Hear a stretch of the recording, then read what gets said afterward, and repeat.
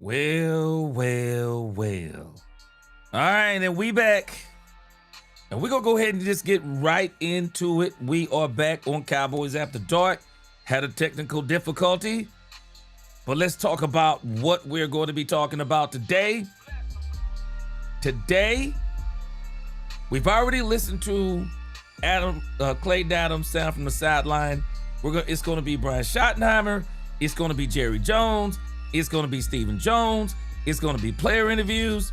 Dan Orlovsky's quarterback traits 2026. Effects of a bad offensive line. Bad offensive tackles. We've already done that. We're going to do camp takeaways. We got a whole bunch of quick hits. And then we're going to get into our memes of the day. Welcome to Cowboys After Dark. Let's go. All right. We back on track. We're going to give everybody a little bit of time. We'll give them about 3 minutes to catch up. Give them about 2 or 3 minutes to catch up. Again, we have a great show planned for tonight, whether it be 5 for 5,000. We're going to talk Cowboys tonight. And we're going to talk pretty late tonight because we got a whole bunch of crazy stuff to talk about today, boy. Y'all are going to be rolling. I'm telling y'all, man, when we get them Cowboys memes, boy, these people must have clowned. They must have clowned Trayvon Diggs so hard, man.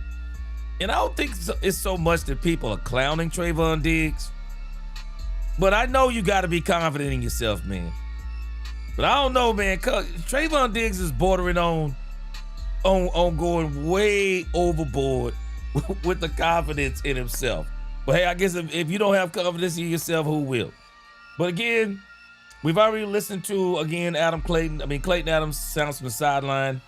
Brian Schottenheimer press conference, Jerry interview, Steven interview, Dan Orlovsky.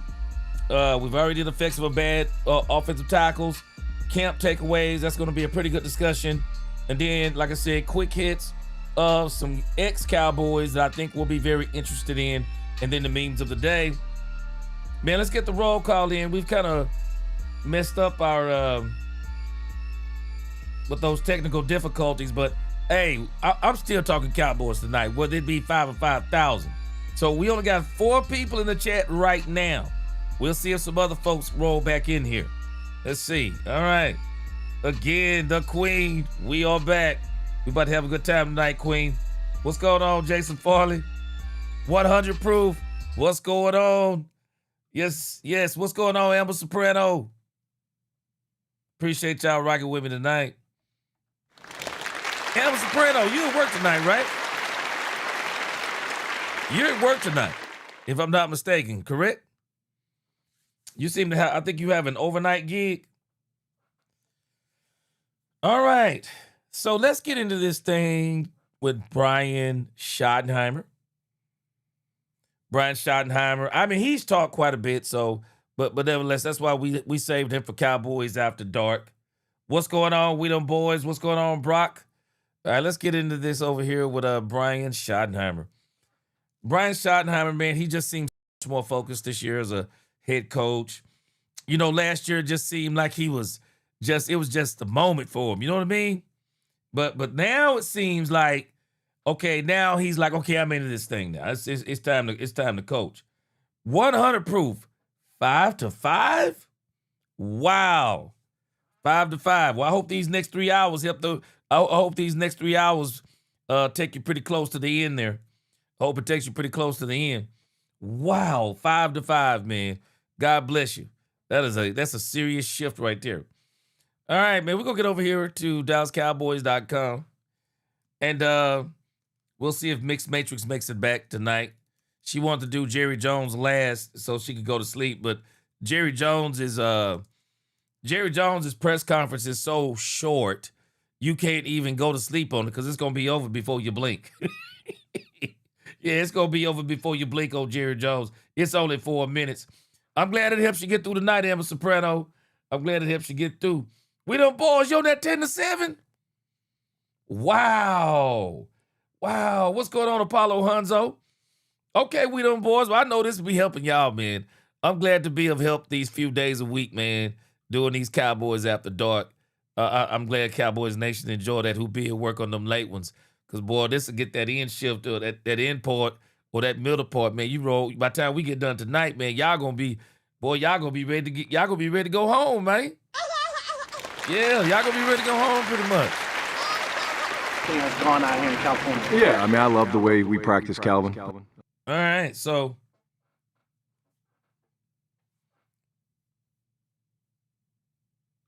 okay, wait a minute, Justin Harris, what'd you say? Dak had a hip thing. Do what? Let me see what that's about. All right, Justin Harris is giving me some breaking news right now. Let me see. Man, Justin Harris, last time we went Cowboys After Dark, we had a whole agenda lined up, and somebody came through talking about CeeDee Lamb, and now here you come talking about Dak Prescott with a hip thing. Let's look at this thing with Dak Prescott. I hadn't even heard about it. Is it something that Schotty mentioned?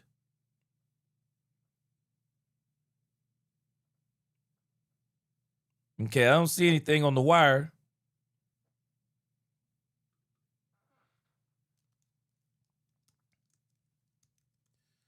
Okay, I hadn't seen anything, Justin Harris, on no hip thing with Dak Prescott.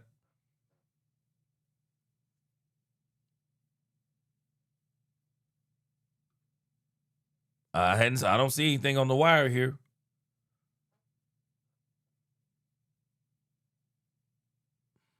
No, I don't see anything. Miss Matrix, I was saying with you, I'm glad you're back. The Jerry interview, you ain't gonna even have time to blink. The Jerry interview is 4 minutes. Justin Harris was saying that Dak had a hip issue. He said Tom Downey reported it. Seen it on a short on Tom Downey's channel. You know what? I'm wondering if that was something old. Sometimes them shorts be old when they come through. Yeah, because I don't see anything with Dak Prescott and a hip thing. Yeah, I don't see it.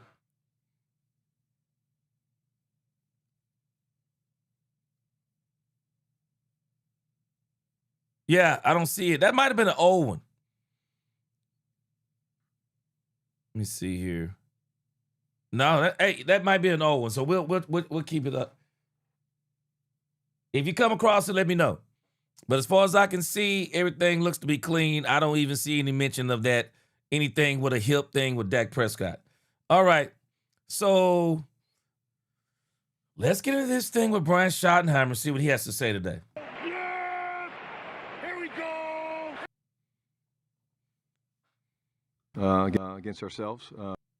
Alvin Watkins, Dallas Morning News. This is probably your last practice here. I don't know, you were a little concerned about what you saw in the joint practice, but just your thoughts on how everything has gone out here in California. Yeah, I mean, I love the way we practice, Calvin, against ourselves. We're excited. Going to be a full 2-hour practice today, pads, one-on-ones. We're still very much in the training camp mode. Training camp will last about another 10 days. Even when we leave Oxnard, we're still in training camp mode. We're still putting in the last 2 installs. So today's install number 8, third down day, and then we'll get to install 9 when we get back to Frisco and back. Okay, so now this makes sense. Now this makes sense why they didn't allow any videos today. They didn't allow any videos today, other than I guess a few little. I got a few little individual drills, but there was no cameras today. So see, actually, they had an install. Normally, what they've been doing, from what my understanding is, they've been doing a lot of the serious installs when the cameras are not on. But because now they were down to the last day, and I'm sure they're off this Friday. They're going to be off Friday. So I'm sure they decided to not let anybody film because they want to get their final installs in. And so basically, I'm pretty sure what they're kind of doing is installing some of the main plays that they're going to be running throughout the year. But yeah, they didn't allow anybody to film today, so now it makes sense. They were actually doing installs. Home, but expect these guys to do a great job like they always do at practice and playing with good pad level, protecting each other. But it should be a very spirited day. You get all about what transpired against New Orleans, because the league has always sent out about the possibility of discipline for players. Yeah, I have not. I know they've requested the film, but I'll leave it at that. Thank you, sir. Clarence Hill, DLS Cowboys. Have you decided who's going to start the game against Arizona? We have not. We'll do that. Now, in case y'all didn't know this, the Cowboys actually did get fined. The Dallas Cowboys and the New Orleans Saints, they were actually fined for this entire issue, $500,000 each team. Now, I'm kind of laughing. $500,000 is life-changing money for me. Trust me. If I got a lump sum of $500,000 and after taxes probably around $275, something like that, that's life-changing money. But $500,000 for a football team, man. $500,000 for a football team? Man, come on. That is absolutely nothing for a football team. But in the grand scheme of things, I don't condone the fighting and all of those things. But I will say this, if there's anything that's good that came out of it, it definitely showed you the Cowboys said we're not going to be pushed around. Man, Cowboys said we're not going to be pushed around. And so they were going, man, they were going at it. They were going at it. So I ain't tripping to, it's one of them things. People, they're ready to start playing. They are definitely ready to start playing. So, okay, Justin Harris. So, Brian Schottenheimer is going to mention it. Okay, good. Yeah, you ain't lying, Brock. That's just chop change, man. When you billionaire teams, oh man, you find that stuff in the couch, man. You find $500,000 in the couch. They laughing at that. Clarence probably. What'd you say, Evan Soprano? You said except Terrence Steele. Hey, Evan Soprano, shoot. Terrence Steele got that money too. He got that money. That's probably. Night, want to get through today's practice, and we'll have some of those discussions heading into tomorrow. Regarding camp, knock on wood, right here. Okay. Now, you're really going to do this? Our chin straps have been great, you're going to do it? Okay. Now, you're really going to do this? And we'll have some of those discussions heading into tomorrow. Regarding camp, knock on wood, right here. Okay. Now, you're really going to do this? You're really going to do this? Yeah, you're going to do it? It's on him. Yeah. So far, our chin straps have been great. All of our chin straps, they pop a buckle every once in a while, but, at the end of the day, hey, come on. Yeah. Hey, it is what it is, yeah. How you manage practice as you've gone through camp, no major injuries, you guys have been healthy, certainly the GPS stuff that you're doing after practice. Just talk about how you manage practice and it comes to, because a lot of teams are having issues. Yeah, exactly. No. I'll answer the question. Again, number one, it's got nothing to do with me. It's the way these young men practice, the way they look after each other. I do want to give a huge shout out to Brett Brown, Jim Maurer, Harold Nash, Braylon Tatum, his team, Kendall Said, all those guys, John Park. I think, we're throwing the type of practice loads that we want. The management of the numbers has been good. The players like the schedule because the 4-day cycle has been good for them. They get the hard work against the Saints, and then they get the stay program yesterday, and then they get another hard work today. Today you'll see us rep the ones that get a bunch of work. The 2s and 3s will split the 2s because of the proximity to the game. We play 48, 50-something hours from now. But no, all in all, the way we've practiced, very, very pleased. But it's really these young men and their professionalism and understanding, again, what we emphasize they give us. Brian Tonarcher with ESPN. I know you said you've not formulated the game for who's playing and how much, but I'm assuming Barham will be in that mix of guys you want to see. What's excited you about what we've seen on practice from him, and what are you hoping to see from him in the game? Yeah, I think, Jay Sean was good to get him some reps against New Orleans. He's working his way back. The excitement is the physicality. There was a lead play that the Saints actually ran against us, basically a lead down in the A gap, and it was cool to see Jay Sean, stick his face in there and kind of knock the guy back into the runner. Very, very talented young man and a lot of versatility. He can play off the ball, can play on the ball. again, I have seen him smile a little bit more, which means he's excited to be back. But like I said, I think a week or so ago, he loves football. And he's very, very good at it. So it's nice to have him back along with guys like Devin Moore and all that stuff. A couple things just to note, like really guys will be out today. Trigg, Bullard still out. Limited will be Zion and Blue. And then, we're going to be limit some of the older guys. Terrence Steele's going to get limited a little bit on the Tyler Smith plan. Kenny Clark, a few guys like that. But for the most part, really good day. Should be a great practice, and just being smart with some of those older guys that have played a lot of football. And then as your research. Not hearing anything about Dak Prescott yet, Justin Harris. Yeah, I'm not hearing anything about Dak Prescott yet. I would have thought they would have talked about him right there, but I guess they'll talk about it. We still got a ways to go here. Christian and you're talking to other people about him, I'm sure they're telling you age isn't an issue. But in the back of the mind, did you still need to be, okay, he's 33, 34, I got to figure out some things about him? I think you always want to figure out people until you've worked with them, Todd, until you've been in the foxhole or you've had disagreements and discussions where maybe you're at an impasse and you have to see how they handle when you trump them as the head coach, which is part of the deal. He'll understand that when he gets his opportunity. Not that that's happened very much, but I think you're always excited to learn about it. For every marker that I've had with Christian, I've just been blown away. I mean, I really have. And, he's excellent at what he does. Age is a number. I think the trend in the league really has been for a little while, but, younger is better in some regards around the league, and maybe not as much on defense as it has been on offense. But, CP he's ready for this opportunity. And, he's proven that at every opportunity he's had. And like I said, it does remind me a little bit of myself when I was 32 tackling the Big Apple in New York with the Jets. And there's going to be bad days, I know that, but he won't flinch. How did you handle those days in New York? A lot of long hours, a lot of hard work.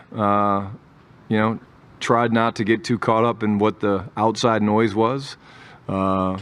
Stick to the plan, trust your conviction, which he's very, very convicted. He knows what he wants it to look like, and lean on your staff. And I think that's something that, we feel great about, is that we've supported him with a great staff. He needs to be the defensive coordinator, not Stephen just Miller, the play caller, the DB coach. He's got to be the coordinator, and I think he's doing a very, very, very good job of that. Yeah, it's got to keep in mind, Christian Parker is mature beyond his years. I said it before, I'm going to say it again. Christian Parker is the accelerated program. Christian Parker will not, I don't believe he'll be a defense coordinator for the Cowboys long. I don't. So we got to get our Super Bowl now, because they're going to snatch this young man up. I believe the Cowboys will get the Super Bowl this year or either next year. Mike could get 2 in the next 3 years. He'll be gone. He won't last longer than 3 years here. He will be gone. We'll get a Super Bowl within that time frame, I believe. He'll be gone. The moment we win, and I wouldn't even be surprised. This dude could mess around and we get to the NFC Championship game, and there could be rumblings of Christian Parker being a head coach somewhere. Because I can tell you right now, you better book it. Dan Quinn is on the hottest of hot seats right now. And I don't think people realize how hot that seat is. And I guarantee you, they would love to have a young coach like Christian Parker over there in Washington. He's not going to last. He's mature beyond his years. So Brian isn't having to watch over this guy or anything. Brian is learning from him. Brian is learning how meticulous he is, learning about how he thinks and what makes all these defenses work that are being ran that are similar to what he's going to be running with his own nuances. But shoot, man, Christian Parker is beyond his years. Man, he ain't got nothing to worry about. He ain't got nothing to worry about. We better enjoy Christian Parker, man. I'm just telling y'all. We better enjoy this young coach, because he's going to be up out of here the moment we have some success, and we're gonna have it quick. You watch what I tell you. We're gonna have it quick. This year, next year, year after, we're gonna have it quick. Oh, he's gonna be gone. You watch what I tell you. He's mature beyond his years. So it's time to get that Super Bowl, and I believe we'll get it this year, next year, and might even squeeze 2 out in the next 3. So yeah, we're gonna get it. What's going on, Juwan 100? What's going on? Yeah, missed yesterday's After Dark, but not tonight. Yes, sir. Hey, man, we getting warmed up. We getting warmed up, boy. We got some fun tonight, man. What's going on, Rex? Rex Erickson said, so true, CP could be gone. They said, oh, it's no doubt. It's no doubt, man. The hype is real. The Athletic, were there any positives that came out of that practice with the Saints when you look back at the tape? Yeah, absolutely. There always is. I mean, there's, certainly things that you learn about certain players. There was some, matchups that we felt really good about that we liked, and you always find the positives, but there's always going to be things to correct as well. And then with Von Miller, I know you've only been around a couple days, but when do you think he'll be able to work in practice? No, he'll work a little bit today. We've been ramping him up, getting him some stuff. I mean, it won't be a lot of reps. He's in a ramp protocol, but what I liked what I saw walking off the little talk through we did. John, he was with Easy, talking about some different pass rush techniques and things like that. And there's a very specific plan for him that we're in the very early stages of.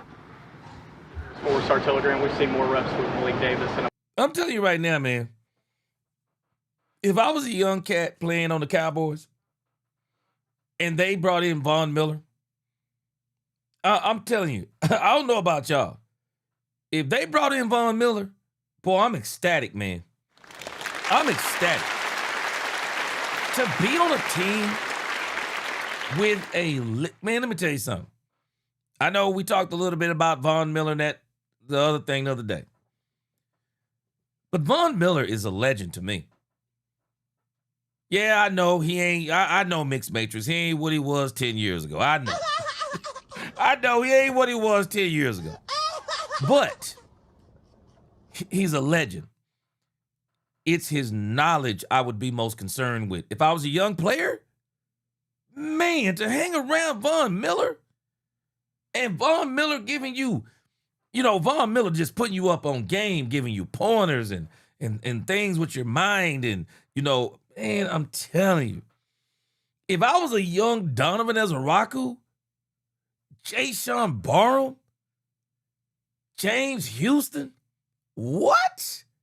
Man, shoot. Boy, hold my drink, man. I got to go train with Von Miller.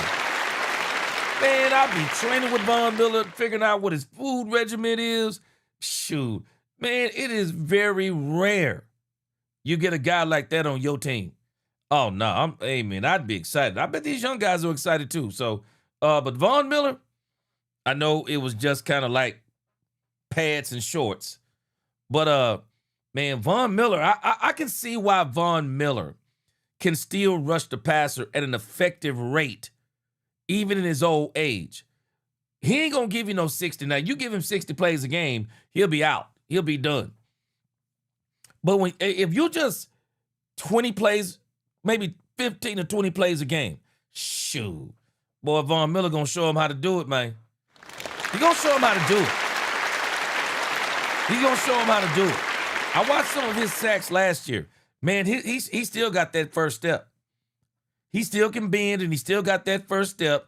And, of course, he got that old man strength now. Shoot. He got that old man strength now, man.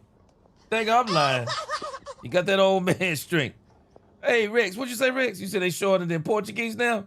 Funny, yes, Vaughn is still a beast of knowledge and still holding Russian camps. Yeah, man. What up, Elgin? Appreciate you. Shoot, I'd be excited, man. I'd be excited to be on Von Miller's team. Bonacana with the first team. How much is that the injuries in the room, but also what they did in the preseason game on Saturday? Yeah, I think they've earned it. I think when you watch those guys compete, Malik, I joke about him, his success, on certain days, but, the guy is consistent. He's a good football player, and he's good on offense. He's good on special teams. He's good in pass protection. He's a good runner. He runs behind his pads. He makes positive yards. I mean, so he has not been a surprise.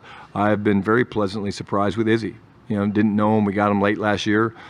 Big, powerful man that runs hard, good speed. You haven't even really seen his speed come to life, but he's very, very fast. He's a finisher, what you would call a finisher. If he gets space, he's hard to catch because he's fast and powerful from the lower body down. And those guys have earned, the right to get more reps with the ones. What have you liked from Devin Moore since coming back from the injury? Yeah, I think very, very talented young man. I think, it was good to see him get some reps in the joint against the Saints and get him matched up on an elite receiver like Olave. And, he was in really good position. I think he's still. All right, let's talk about this for a moment. What's going on at 187? Let's talk about this for a moment. Schotty says that they like Izzy Abanikanda has done a good job. So, again, the Cowboys, all of this stuff is cool, but talk is cheap. And Bullcorn runs a marathon. Money talks and Bullcorn runs a marathon. And when I hear this kind of talk, I want you to understand something. And this is going to be the moment of truth for the Dallas Cowboys. This is the moment of truth. I'm just paying attention to logic.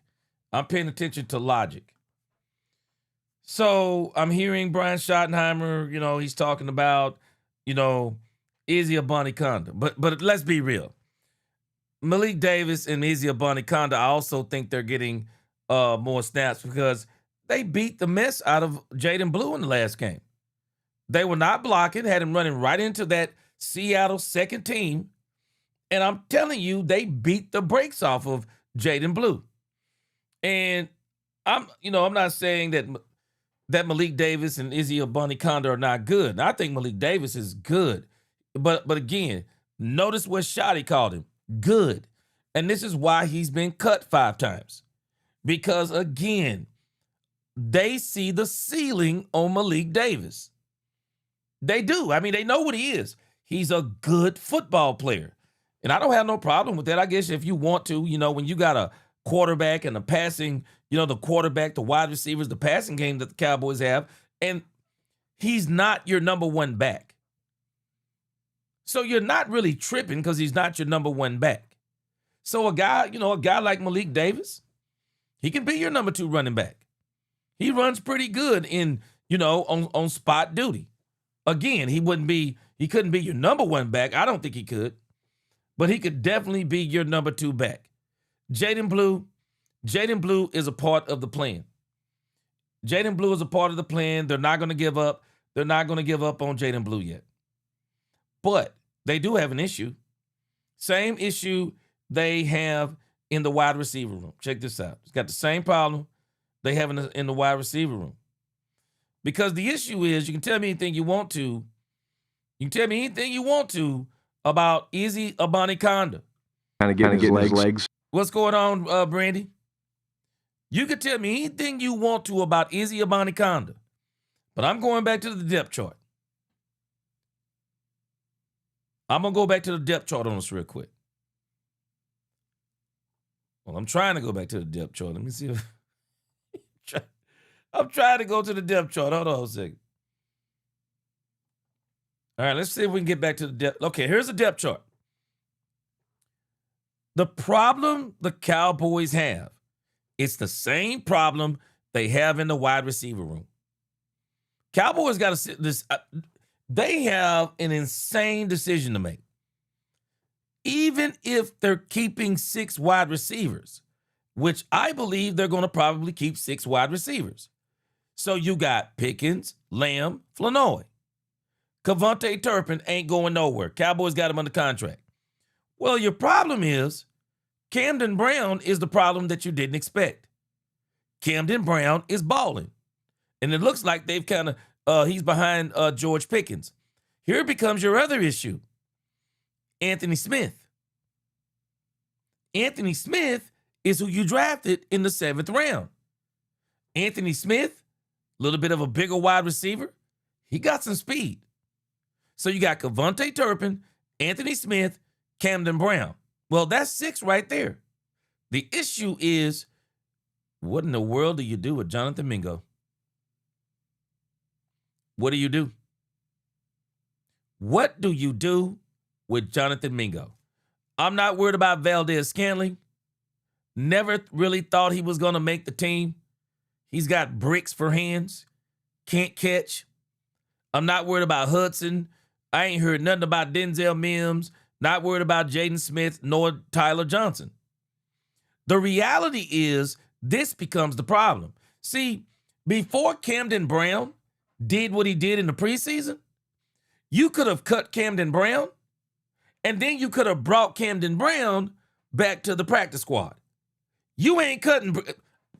I promise you. I promise you, Cowboys Nation. I wish you would cut Camden Brown. Go ahead. I dare you. I double dare you to cut Camden Brown. It won't be the Ryan Flournoy thing again. We got blessed to get Ryan Flournoy back last year. Cut Camden Brown after that performance in that preseason game. Watch what happened. You won't get that opportunity again. Camden Brown is going to have to make the team. Turpin ain't going nowhere. It's between Jonathan Mingo and Anthony Smith. Now, Anthony Smith, he didn't have a breakout game in the preseason. But I wouldn't be surprised if the Cowboys tried to cut Anthony Smith. Some teams wouldn't be looking. The two wide receivers that you're going to be looking at on being on the practice squad, I don't think Smith's going to be on the practice squad. So if the Cowboys keep 6 wide receivers, it'll be Anthony Smith, Camden Brown, Cavonte Turpin. Jonathan Mingo will probably be the odd man out and then get brought back on the practice squad. But he's been playing. They've been giving him snaps. He's been playing pretty well lately. You've been hearing them talk about him. But they can talk about him, and I'm going somewhere with this. You can talk about Jonathan Mingo all you want to. But Camden Brown put you in a headlock. Camden Brown created a problem that you actually want to have, Joanna Hunter. Yep, he created a problem you want to have. You can't put him on the practice squad. You can't cut him. And as a matter of fact, he about to get some snaps. I will not be surprised. Camden Brown is going to be on the field for the Cowboys this year. You watch what I tell you. He's going to be on the field. Camden Brown is electric. Big body, fast, high-pointing, hands, wide receiver. So Mingo is either going to have to be cut or Mingo is going to have to go to the practice squad. Let me tell you something about this league, Dak Elite. In actuality, I'm thinking he was going against the second team. He was going against the second team in the first half, and he went against the third and the fourth team in the second. Let me say it again. He went against the second team in the first half, and he had a great contested catch. And then he went against the third and maybe the fourth string in the second half. But, Elite, guess what you're missing? Camden Brown has been doing this in practice. And I got news for you. He's been doing this against the first team defense. That's why Camden Brown was on the field. Camden Brown has been doing that in practice. That's what Dak Prescott was talking about. We showed the highlights even last week. Man, Camden Brown been making plays in practice for the last 2 weeks. Camden Brown been he been murking them boys in practice. And I'm talking first team. He been murking them boys. It wasn't just the preseason game. The preseason game was the exclamation point. Oh, no, Camden Brown been balling, man. Balling in practice. In practice. That's how he started practicing with the ones. I actually wouldn't even be surprised if the Cowboys try to limit him a little bit in the second game, because you might not want people looking at him like that. Really, you might not want people, because I'm telling you, he cannot cut Camden Brown. Hey, cut Camden Brown. Hey, Dak Elite, he won't make it. He won't make it back to your practice squad. Yeah, Dak Elite, he been balling.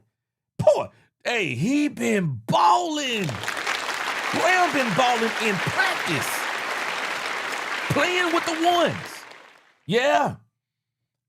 he can't hit free agency. You can't cut him, and you can't put him on the practice squad. He won't last. Camden Brown is not going to last. So somebody is about to be the odd man out. If you keep 5 wide receivers, who's the odd man out? If you keep 5, do you keep Camden, Mingo, or Smith? Because Turpin, you're not going to take Turpin's spot. So if you keep 5, who do you keep? Boy, this is going to be it wouldn't be a hard decision for me. I mean, I don't know about the Cowboys. It wouldn't be a hard decision for me. Jonathan Mingo has been here too long, and he ain't shown. He hasn't even worked his way onto the field barely. I'm going Camden Brown and Anthony Smith. I drafted Anthony Smith for a reason. Camden Brown is a UDFA, but he's looked better than everything else. So for me, it's easy. Camden Brown, Anthony Smith. I don't know what the Cowboys going to do. Now, the reason why I'm saying this is, let's go to this running back room. Tell me anything you want to about Izzy Abanikanda. Brian Schottenheimer can tell me anything he want to. Anybody else can tell me anything they want to. How many running backs are you keeping? How many? How many running backs are you keeping, Dallas? How many? Are you keeping 3, 4, and you're not keeping 5? Because you got Hunter Lipke. He's a fullback, so he's kind of taking up one of them spots. He would actually be 4. Fullbacks, running backs, they're counting them in that same group. So you got 4. Are you keeping 5? Are you going to keep 5? Because that would be 4 running backs and 1 fullback. But if you keeping 4, so what you telling me? Javonte Williams, he'll be number 1. Malik Davis will be number 2. I'm not a betting man, but I'm going to go out on a limb. I would be shocked if the Cowboys cut Jaden Blue for Israel Abanikanda. I would be shocked. I would be absolutely shocked if they cut Jaden Blue for Israel Abanikanda. Because that's really the dilemma that you're faced with. Because at the end of the day, unless you put Phil Maffa back on some kind of injured reserve list or however you did it last year and hide him out for a whole year, cut Phil Maffa and put him on the practice squad. But that still doesn't matter. You still got a problem. You got Javonte Williams, Jaden Blue, Malik Davis, Hunter Lipke. You keeping 5? Are you keeping 5 running backs?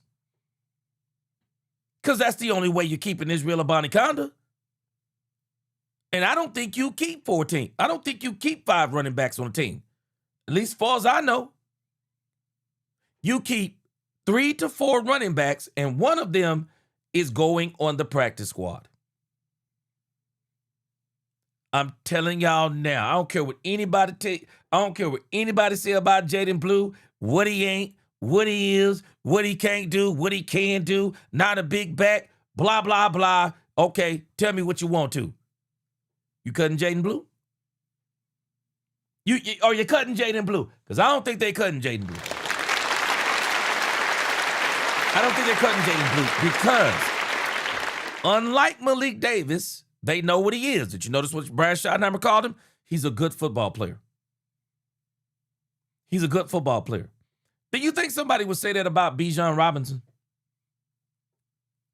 You don't call Bijan Robinson a good football player. You don't even call Javonte Williams a good football player. He called Malik Davis a good football player, and that Israel Abanikanda has impressed him, has been doing well. Okay, what are you going to do then? This is going to be very interesting when we get to the 53-man roster. So what are you going to do? Because I keep telling us there's a reason why Israel Abanikanda is on this team. There's a reason. They got an issue here at the running back position. They do. They have an issue. Because you got Williams, Lipke, Jaden Blue, Malik Davis. That's 4 running backs. Or if you keep 3, that's 4 running backs. Williams, Blue, Malik Davis, Hunter Lipke. So what are you doing with Phil Maffa and Israel Abanikanda? Phil Maffa, again, I can see maybe you cut him. And then Israel Abanikanda, you either say I'm going to keep an extra running back, or you're going to put Israel Abanikanda on ice and put him on the practice squad. And I got news for us. If they put Israel Abanikanda on the practice squad for whatever, anything that Brian Schottenheimer is saying about him, he put Israel Abanikanda on that practice squad, and I got a strange feeling nobody's going to come for Israel Abanikanda when the Cowboys cut him. I'm just telling you the truth. I don't think anybody's coming for Israel Abanikanda. But I bet you this. I bet you if you put Jaden Blue out there, you can put Malik Davis out there. You can put Israel Abanikanda out there. I don't think anybody would go for him. And if they did, it would be minimal interest. How do I know? Because that's how we got them. They've been getting passed around. That's why we got them. Israel Abanikanda couldn't make it with the 49ers, couldn't make it with the Giants. That's why we got him. Malik Davis has been cut 5 times. He was out there last year until we came back and got him. Now, Malik Davis did pretty good last year, so there might be some interest in Malik Davis. I doubt there'll be any serious interest in Ja'Shawn Corbin. I doubt there'll be any interest or serious interest in Israel Abanikanda based on what he's done in the Cowboys training camp. I'm not telling you it's bad, but he ain't done so well to where teams are like, hey, man, we want Israel Abanikanda. Phil Maffa, I think you could put him out there and nobody would get him. Let Blue go. Let Jaden Blue go. And watch what I tell you.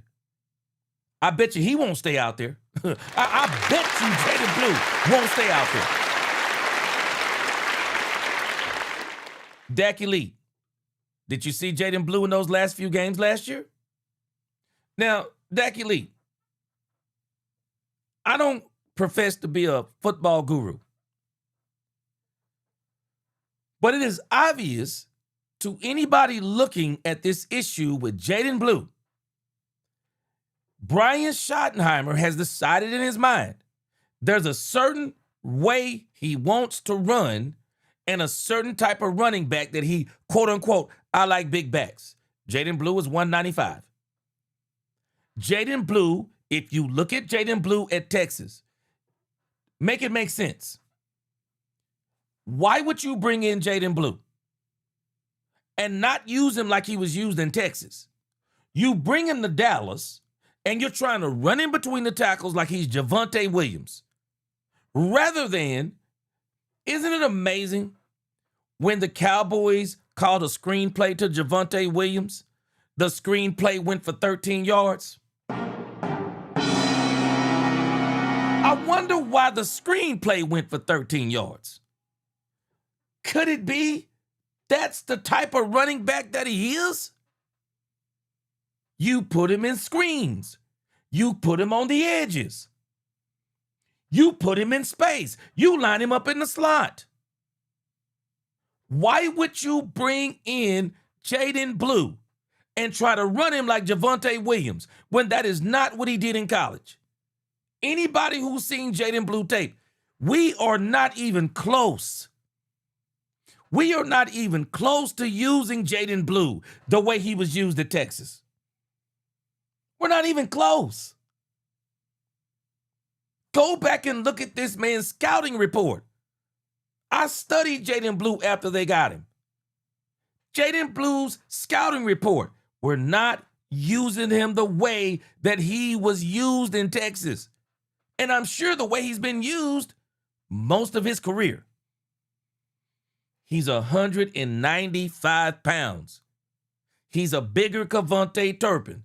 He's taller than Kevontae Turpin. He weighs more than Kevontae Turpin. He's quick. I don't know if he's as fast, But I know he runs a 4.340. And more than likely at a 4.340, he's probably the fastest running back on the team. When you look at Jaden Blue, you see a high ceiling. But at some point, I'm probably going to just go ahead and admit it myself, just not in Dallas. But I got to wait because I believe they got plans for Jaden Blue, and they're not cutting him. I know there are people, Jaden Blue, he ain't that, he ain't this, he can't block. You don't get Jaden Blue to block. Why? Who gets Jaden Blue to block? That's like getting Cavonte Turpin to block. Who gets Cavonte Turpin to block? Just like people who talk about Michael Trigg. He got to learn how to block. Well, he got to learn how to block better. But I've seen Michael Trigg tape. I didn't get Michael Trigg to block. I got Brevin Spanford to block. I got Jake Ferguson to block. When Michael Trigg come in the game, the defense better be on notice. Because I'm going to put him in motion, and I'm going to put him in the slot. I'm going to put him in motion, and I'm going to run him to the opposite side and put him in the slot. I'll even get real fancy. I'll put him in motion, and I'll put him on the outside. What am I getting Michael Trigg to block for? I'm not getting Michael Trigg to block. I got Michael Trigg to go down the field looking like a tight end making Odell Beckham Jr. catches. That's what I got him for. And what would I get Jaden Blue for? Why am I getting Jaden Blue to run him like Javonte Williams? I got Jaden Blue to run him like they did in Texas. On the edges, in space, in the screen game. We are not using him the way that we should be using him. But I'm gonna pump the brakes on. We're ready, because I know we're not getting rid of him. So I'm gonna reserve final judgment on this, because I believe Brian Schottenheimer has a plan for this man. I do. He ain't going nowhere. I'm saying all of this to say, so what in the heck are you going to do? Tell me anything you want to about guys who have earned snaps. I dare you. I dare you. Let Jaden Blue go. I dare you. You can let Israel Abanikanda go out there, because you ain't going to have no teams. You ain't going to get a whole bunch of teams going after Israel Abanikanda. Let Malik Davis been out there. He been cut 5 times. Last time he waited until we came back for him. Now, there may be a couple of teams this time because Malik Davis did pretty good. But I'm telling you what a lot of people are seeing in this league. They see a ceiling. And you got to be careful. Because NFL teams, when they see a ceiling, they don't want to fool with you as much. You're like a last alternative. Let Jaden Blue get out there. I dare you. I dare you let Jaden Blue get out on the free market. Man, a coach like Kyle Shanahan, Sean Payton, Andy Reid, man, they'll take a gadget dude. They'll take a gadget dude like Jaden Blue, and as I keep saying, they'll show you how to do this, son. Yeah, they'll show you how to do this.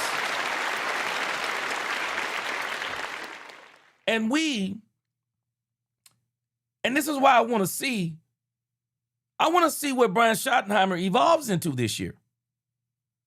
Because I'm sorry, but I showed y'all this today.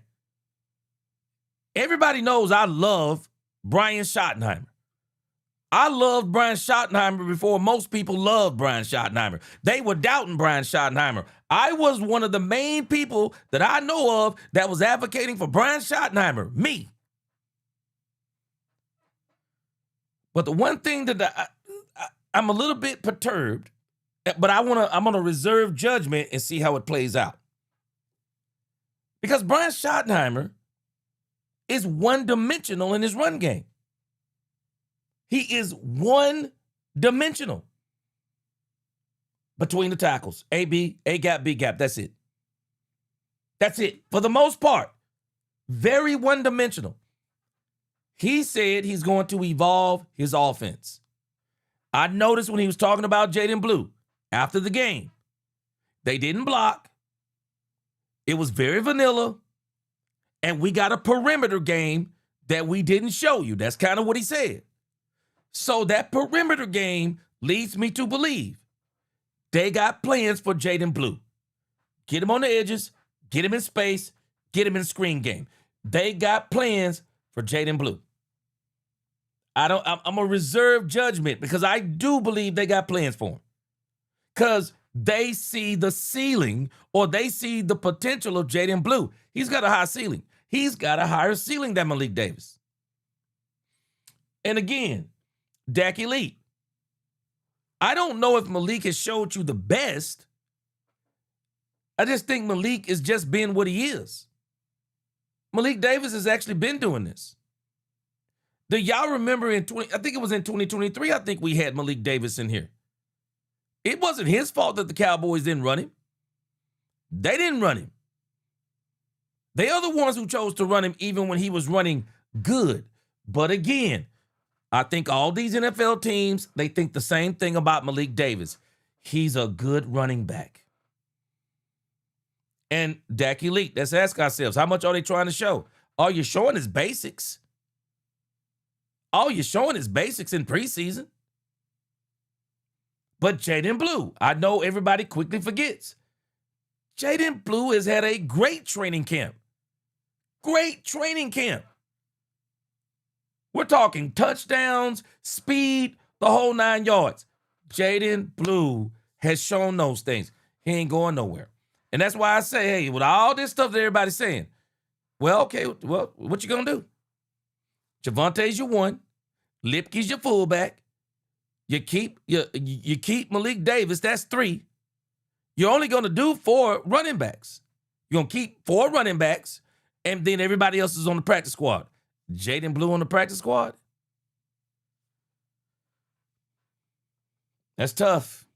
We'll see what happens, but that's tough. Now, last year they was talking a lot of noise about Jaden Blue, and however they was able to keep him on there, they kept him on there. This year, we'll see. We'll see. But even without Jaden Blue, if the Cowboys decide to cut Jaden Blue, okay, they cut Jaden Blue. I still got an issue with the running game being too one-dimensional. I would love to see Brian Schottenheimer expanded to get on the perimeter and outside. But at the same time, I guess the concern could be, after what we saw from Terrence Steele today, can you play that perimeter game? Can you play it? Because the strength of your offensive line is the center and the 2 guards. So can you run that perimeter game? Because I can tell you this, if we don't run that perimeter game, I showed it today. Go back and look at the teams that we lost to. They made a simple decision. We're not going to let you through the A gaps, B gaps. Only way you're running today, you're going to get around that perimeter. And we're not letting you around that perimeter because your tackles are not good enough to run around that perimeter. So we're going to sink or swim running between the tackles. That's it. We're going to sink or swim. We got to find a way to evolve that run game, whether it's Jaden Blue or someone else. You got to find a way to do it. Up underneath him, Nick, in terms of the power, and that's a big thing that we look for with DBs is lower body explosiveness and the ability to change direction. And he was in good phase, but just didn't necessarily have his legs under him yet. And that's all part of the process as we get him back into practice and getting more reps and becoming kind of, unlimited in his role and his reps. Tommy. Yeah, you talking about Devin Moore. DallasCowboys.com. Brian, you said at the start of camp that you wanted this to be a very physical camp. Do you feel like you and your team met those expectations? I do. Yeah, I do. I think, again, it's not done. It doesn't stop here, Tommy. Get great work in today and another preseason game coming up that it should be very physical. I thought the Seattle game was very physical. Go back to Frisco and, get some more work there. And, look, we'll be in pads throughout, the first couple weeks. Rio will throw a little bit of a wrench in there just because it's a little different week. And then you come back from Rio and you got, the game against Houston and a short week. But, we're far from done. I reminded the guys that today. We've loved the time out here. We need to finish today. We want to have a hell of a practice. We expect to have a hell of a practice, but training camp is not over. When we go back to Frisco, we're still in training camp mode, and we're still working training camp hours. And so we're a long way from the season opener. And then how have you seen your... Boy, I bet the Cowboys are ready to get back to Texas, man. It's cool. to go out there and hang out with Brandy in California, but man, when you're from Texas, man, you be ready to get back to Texas after so long. And you know the Cowboys, they're gonna they're gonna be practicing at that beautiful facility, get back around their family and friends and things of that nature. So they ready to go. Yeah, 4 pockets. Yeah, Schotty got to open the playbook, and I think he's gonna do it. So that's why I'm gonna reserve judgment, because I do believe they have a plan for Jaden Blue. And I don't know. For me, I just never thought, y'all already heard me say this, I never thought the plan was for Jaden Blue to be the number 2. He can't really be the number 2 if he's trying to replace Javonte Williams. For me, that would be more Malik Davis, because I was saying this about Phil Maffa. If Phil Maffa could show something rather than being injured, I figured that Phil Maffa would actually be the backup to Javonte Williams, and Jaden Blue would actually be his own thing. Well, now we're going to see the same thing with Malik Davis, even though he isn't Javonte Williams, but he can kind of do some of that same stuff. But I still say, again, Jaden Blue is going to be his own thing. So I don't think he's going anywhere.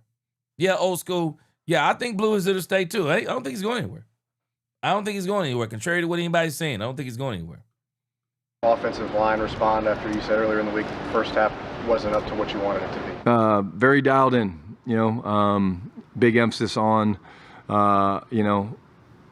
pad level, combination blocks, fits of combination blocks, footwork, all the little things. When you play offensive line and you struggle early in a game, there's usually reasons for it. It's usually hat placement, it's pad level. I think Babe jinxed us on that one a little bit with his question last week. Are you concerned about the pad level of the offensive line? Yes. But we figured it out, and again, hopefully this week it's better. But again, offensive line is all about want to, but yes, if you want to, that's cool. You need to understand what type of step to take, drop step, zone step, vertical step, and then how to strike and what landmark to hit, and it's very, very technical. See, now, good lead-in. We're talking about pad level, and I get it, because we're talking technicalities. We're talking about pad level, technique. I don't think we're talking about pad level. Y'all tell me what y'all think. I don't think we're talking about pad level. I think we're talking about that we don't have good enough depth at the offensive line position. And because they're not good enough at the offensive line position, that's what's affecting the pad level. Yeah, we don't have a good enough offensive line. Y'all tell me what you think. Our offensive line, it just doesn't have the depth. It doesn't. We got to find a way to get some depth on that offensive line. It needs to be a priority in the next few moves the Cowboys make. Man, the Cowboys are pretty much fine, balanced, they're fine, they're elite, they're great in a lot of these situations. This is why, I'm perturbed, when we start talking about what the Cowboys can do to push themselves over the top. And this is, that type of talk to me. That type of talk to me. I don't think we understand what it means to push a team over the top. I was alive when the Cowboys brought in Charles Haley. When the Cowboys brought in Charles Haley, there were no more question marks on the team. There were no question marks on the team. That's how a player puts you over the top. A player don't push you over the top when you got offensive line issues. I'm sorry, I don't think people understand what over the top means. Over the top means I got everything I need. Everything I need. My special teams is good. My defense is good. My offense is good. I got good and elite. I got good, great, elite on my special teams. I got good, great, elite on my defense. Good, great, elite on my offense. I got elite players at certain positions. You gotta have everything in line. And then you say, I bring in Charles Haley. That pushes me over the top. Well, how does it push you over the top? Because I already had everything I needed. Now I'm going to go get me something that I want. Crosby isn't a need. Crosby is a want. Offensive tackle is a need. Offensive tackles are a need. Offensive line depth is a need. Because I'm telling you now, this league, it's too long. And these offensive linemen, they are the trenches. They are in there fighting in the trenches, rolling on each other's knees, all kinds of nonsense.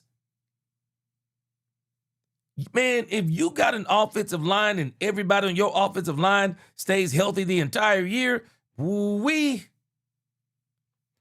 are we? What are we beyond the first line of defense? What are we? Tyler Guyton? Question mark. Tyler Smith? Elite. Cooper Beebe? Elite. Tyler Booker? Elite.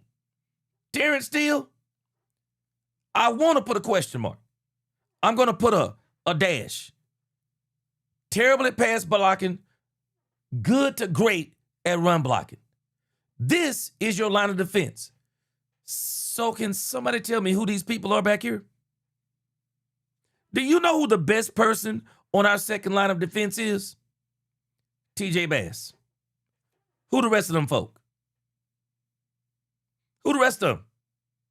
Nate Thomas? Nah. Who is Trevor Keegan? Who in the world is Trevor Keegan? Johnny Cornelius. What is he?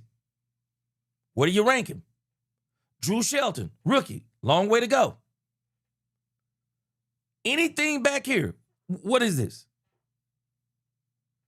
These are all projects. That's all they are. Marcellus Johnson, DJ Wingfield, Nick Leverett, Shiaz, Pete. These are all projects. They're all projects. You've got to go back here and you got to beef this up some. You got to figure out a way to beef this up. Because you are not pushed over the top. And I don't understand that language. I know what it means. I question whether other people know what it means. Over the top doesn't mean you go and get top heavy and just go out and get all the best superstar players you can get, but you still got holes here and there. No, that's not over the top. Over the top means we have everything covered. Now let's go get this player here because we can. We got the cap space. We got the position. We got the trade. We got the trade equity. We can get it, and it'll get us because we already thought we were going. But now this piece is going to really help us get where we're going because this piece fits in, and this piece, it slightly elevates everything around it. We're not there yet. We're not there yet. We need to fix this offensive line. There is no way, if I'm serious about the Super Bowl, I can't sleep with this being my offensive line. Y'all tell me what y'all think. Maybe I'm crazy. Because this offensive line, I couldn't sleep at night. I couldn't sleep at night. Jamal, he said O-line and linebackers need depth. And Jamal, I'll tell you this. Defense got way more depth. They got way more depth. Let's look at the linebacker situation. Get Rashawn Gary, check. And let's kind of grade him. Rashawn Gary, great. D. Winters, good. On the way to being great. Demarion Overshown, when healthy, elite. Donovan Ezeraku, good. Good. Let's look behind him. Von Miller, for what you're going to use Von Miller for, I would say Von Miller is still, I would say he's still somewhere. It all depends. I want to see what he looks like with Dallas. But based on what I saw last year on minimum snaps, just for pass rushing, not stopping the run, none of those things. If I'm just talking about pass rushing, Von Miller is still great to elite. 9 sacks is incredible. 9 sacks is incredible. Max Crosby only had 10 last year. Man, that's incredible. Shamar James, question mark. Jayshon Barham, good. On his way to being great. Malachi Lawrence, I'm good. Good. And will probably go on his way to be great. James Houston, good. I think can be great.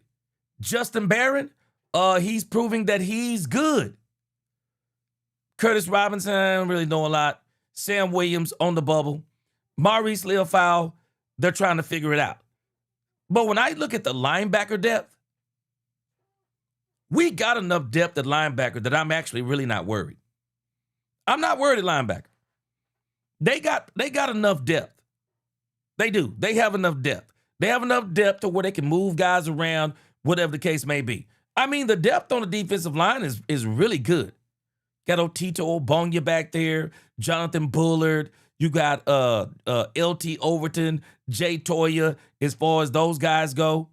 Even your cornerback room has got more depth than you thought that it had. Deron Bland has been playing well. The safety room has plenty of depth. The cornerbacks, you got Durant, Savon Revel Jr. has really stepped up. You got Devin Moore. I think he's going to be good. Savon Revel Jr. has been incredible. Now, all of this back here, probably not going to be here. I would like to see what Josh Butler is. I'm more concerned about this offensive line. It is depthless. You can work with this. All of this in here, you can work with that. You can absolutely, you can. You cannot work with this. You know how I know? Because Brian Schottenheimer retooled the offensive line, and the Saints ate up the first team offensive line. What do you think they did to the second team offensive line?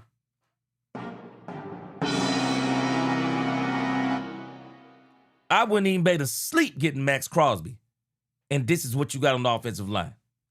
Man, you playing with fire. That offensive line, man, playing with fire. Shoot, you ain't lying. Jamal Toe will take you out. Boy, you ain't lying. Boy, you ain't lying, man. Poor Pocket said without that old line, Emmitt Smith wouldn't have ran like he did. And, you know, it kind of goes both ways. But, man, you got to have an offensive line, you're right, for Emmitt to run like he did and make that offensive line better. Pick and Pop, he said, Camp Theory on Steel says, we'll be okay at right tackle.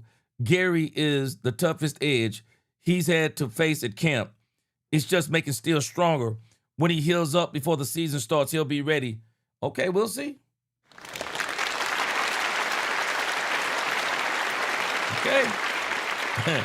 Okay. We're going to see. We're going to see.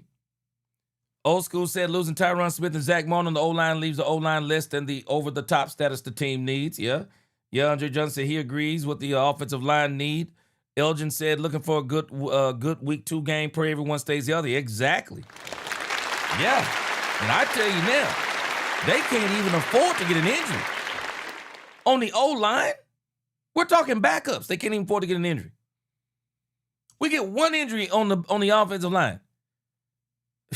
I'm sorry. I don't. We're already in that situation. I don't even know what I'm talking about. We're already on that issue. That second team offensive line, this is why Brian Schottenheimer just said, you know, we did some things, we reworked some things, and we're hoping it's going to work. They need offensive line depth. They do. And I'm telling you right now, I don't know what the status is on Taylor Decker, but I would be on the phone right now. The fan.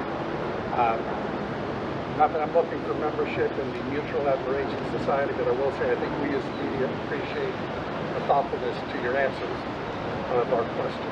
So Thank you. Say that. Thank you.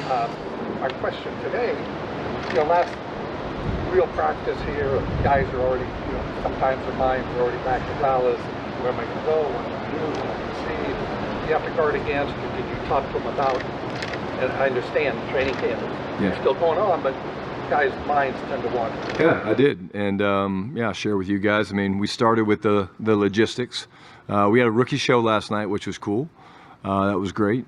Langston Patterson was me. Did a fine job.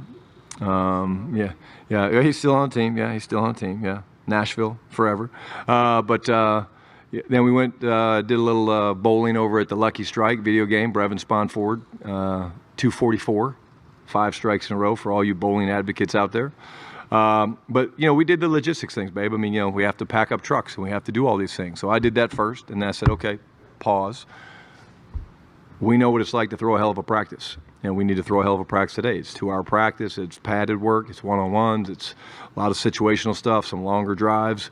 We need this work, and they understand that. And this is where you lean on your leadership council and the people like that. Hey, we'll get back to Dallas, but even before we get to Dallas, we got to go to Arizona. So I think they're focused and ready to go. And if they're not, then you'll hear me out there practice. Who's the best singer?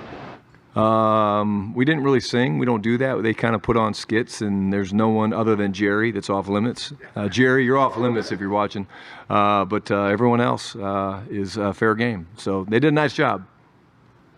Brad. Oh, that was just challenging the pitch ball. Oh, okay. Nice. Terry Black's barbecue. I like it. I see it. You've already checked out, man. You're already back in Dallas, bro. Anybody had Terry Black's barbecue? Man, my son said that Terry Black's barbecue is the best barbecue he's had. He said Terry Black's is off the chain game. Yeah, Dak Elite, I'm going to trust these guys. I think they are going to get somebody. I think they are. I think they're going to get somebody. Yeah. Yeah, you're right, Nam G. Yeah, you're right. Team will only go as far as the trenches take us. Man, I'm telling you, we get our offensive tackle situation fixed, we'll be elite. We'll be unstoppable. We really will. Offensively and defensively. I mean, geez. Hey, Coach. Patrick Walker, DallasCowboys.com. I posed the question to Clayton about Camden Brown. What more, if anything, do you need to see from him over these next 1 or 2 preseason games to that would solidify his role on the 53? But in addition to that, what more do you want to see from those other wide receivers as you try to figure out WR4 and 5? Yeah, I'm glad you asked that question, Patrick. And Cam's done a really, really good job. I'm very, very pleased with him. He's done it every day. But again, I think it's a little bit cart before the horse. Jonathan Mingo's having a hell of a training camp. I mean, it's a very competitive room. Anthony Smith's a guy that hasn't played a lot of football, but he's extremely talented, very, very fast. Mixed Matrix. What is Brian Schottenheimer's infatuation with Jonathan Mingo?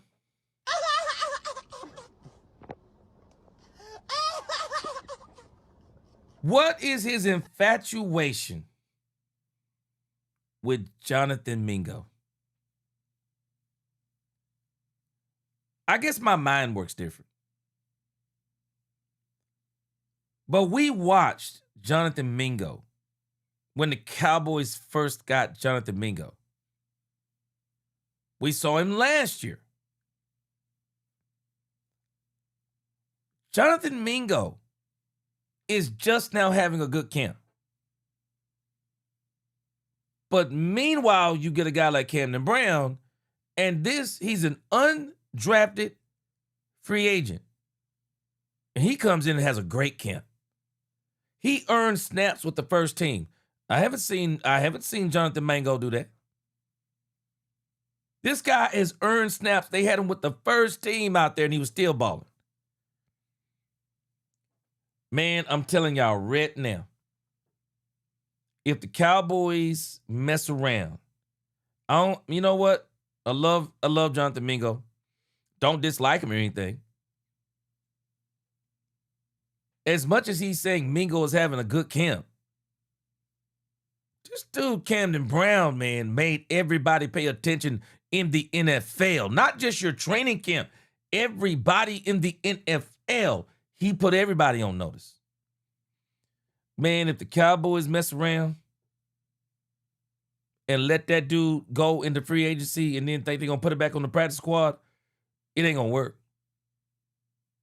It's not going to work. Camden Brown cannot go into free agency. It will not work. I don't think it will. I could be surprised. I don't think it's going to work. He's too good. Everybody's noticing he's too good. Miss Major said, Mingo love affair, G, same one he has with Blue.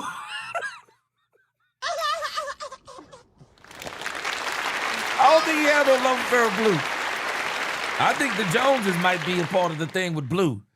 But, man. Hey,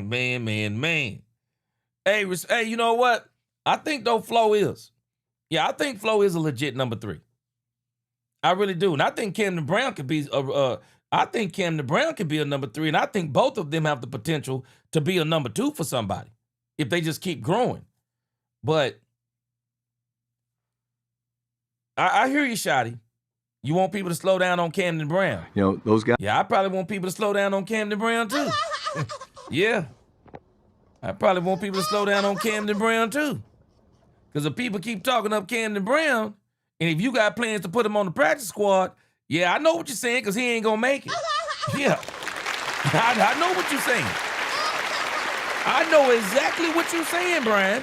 Yeah, let's slow down on Camden Brown. Why? Why we got to slow down?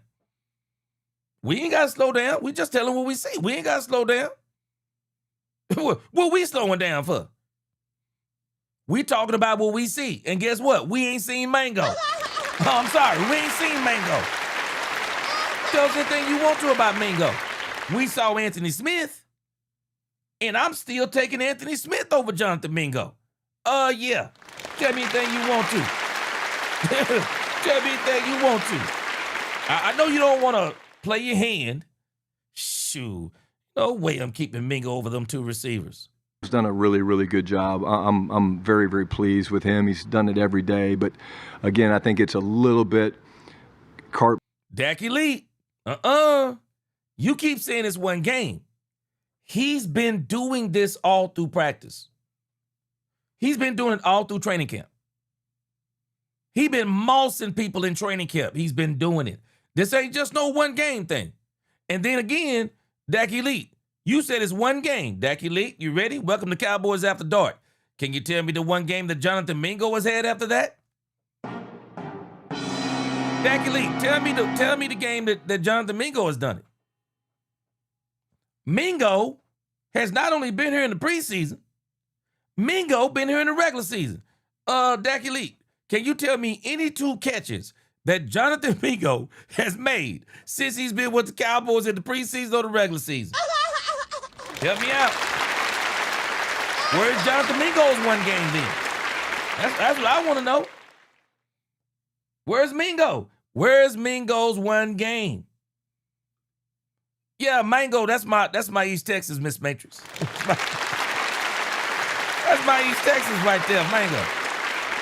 Yeah, he ain't fruity. He ain't, as far as I know, ain't nothing about him fruity. Yeah, that's just my East Texas coming out. But again, man, Mingo been here for a moment. What has he actually done that made anybody say, boy, Mingo? I haven't seen him. Dak Elite, he ain't make them. No, I'm not talking about catches. Tell me the catches that he made like Camden Brown. Contested catches. High pointing the ball. When? Camden Brown, when did Mingo make that one-handed grab? One-handed grab in the end zone in the corner. Mingo ain't had those moments. Mingo hasn't had those moments, man. I've seen enough Camden Brown, and I've seen too much Jonathan Mingo. Jonathan Mingo, I want you to just think about what I'm saying. Jonathan Mingo is a higher draft pick than Ryan Flanoy. Jonathan Mingo allowed Ryan Flanoy to get cut from the Cowboys, practice squad of the Cowboys, back to the squad of the Cowboys, and now to become the number 3 wide receiver on the Cowboys. He did that on Jonathan Mingo's watch. Why didn't they let Jonathan Mingo be the number 3 wide receiver? Because from what my understanding was, that was the plan when he got here, because everybody was saying, I can remember Jerry Jones saying, he's a Dak friendly wide receiver. Well, why hasn't he been friendly? Shoot. And Mingo is supposed to be the 3rd wide receiver. He's supposed to be the third wide receiver. Couldn't beat Tolbert.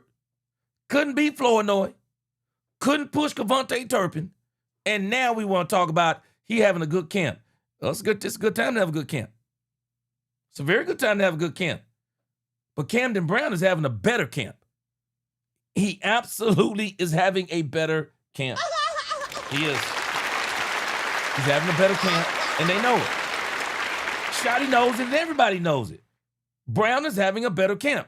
And pay attention to what I'm saying, Cowboys Nation. There's a reason why these reporters are all asking about Camden Brown. They've been out here watching this stuff. They've been out here watching Mingo. They've been out here watching Camden Brown. They've been out here watching all these wide receivers, and they're all saying the same thing. Camden Brown, he's been balling every day. Every day. This ain't no one game thing. He's been balling every day. Now, Mingo ain't done nothing, man. I'm sorry, he's done nothing. I don't care nothing about one good camp. Camden Brown has he's already equaled his camps, as in good. Miss Major said he's done nothing to keep holding the roster spot. How about put Mingo on the practice squad and see who picks him up, secure Camden Brown? I'm going to tell you now, Miss Matrix, it'll be one of the dumbest moves the Cowboys make if they put Camden Brown on the practice squad and keep Jonathan Mingo on the 53-man roster. I don't think they're going to do it, though. I think Schotty just talking right here. I really do. Before the horse, Jonathan Mingo's having a hell of a training camp. I mean, it's a very competitive room. Anthony Smith's a guy that hasn't played a lot of football, but he's extremely talented, very, very well, you drafted Anthony Smith. He ain't going nowhere. Fast. So, those guys are battling their butts off to make this football team, and I love that. But, Cam doing it in practice against our guys is more important to me than I don't even know who he was going up against in Seattle. Yeah, because he's doing it against the ones. Camden Brown is doing this against the ones and the twos, man. The competition in the Cowboys training camp is better than the competition that Camden Brown faced than Camden Brown faced on Saturday and will face on Saturday again. Or at least I think it is.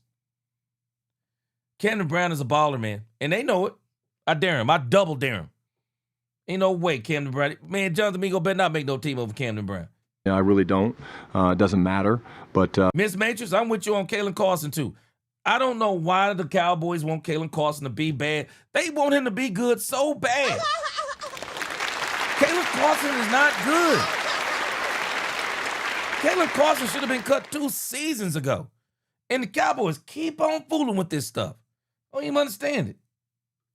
Me watching him compete and go up against Deron Bland and Revel and guys like that, to me, is more important. But also, Mingo and Anthony Smith and MVS. I mean, I got to say this about MVS. I mean, what this guy's done.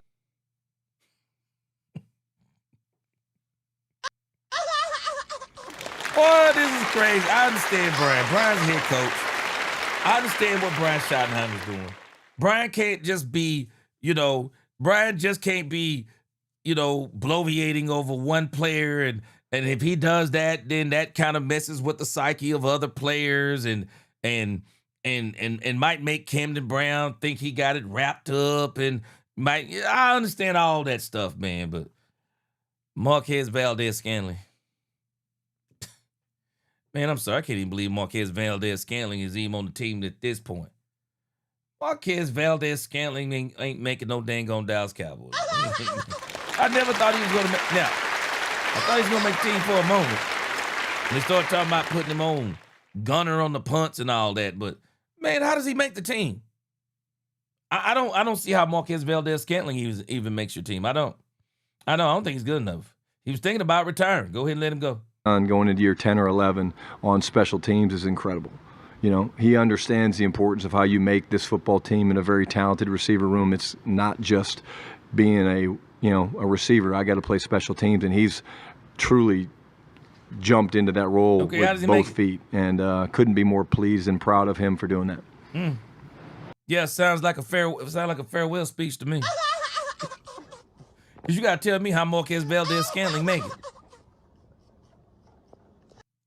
How does he make it over even Mingo? How does he make it over Mingo, Camden Brown, and Anthony Smith. Ain't no doggone way. I appreciate what Brian is doing, though. I know what he's doing.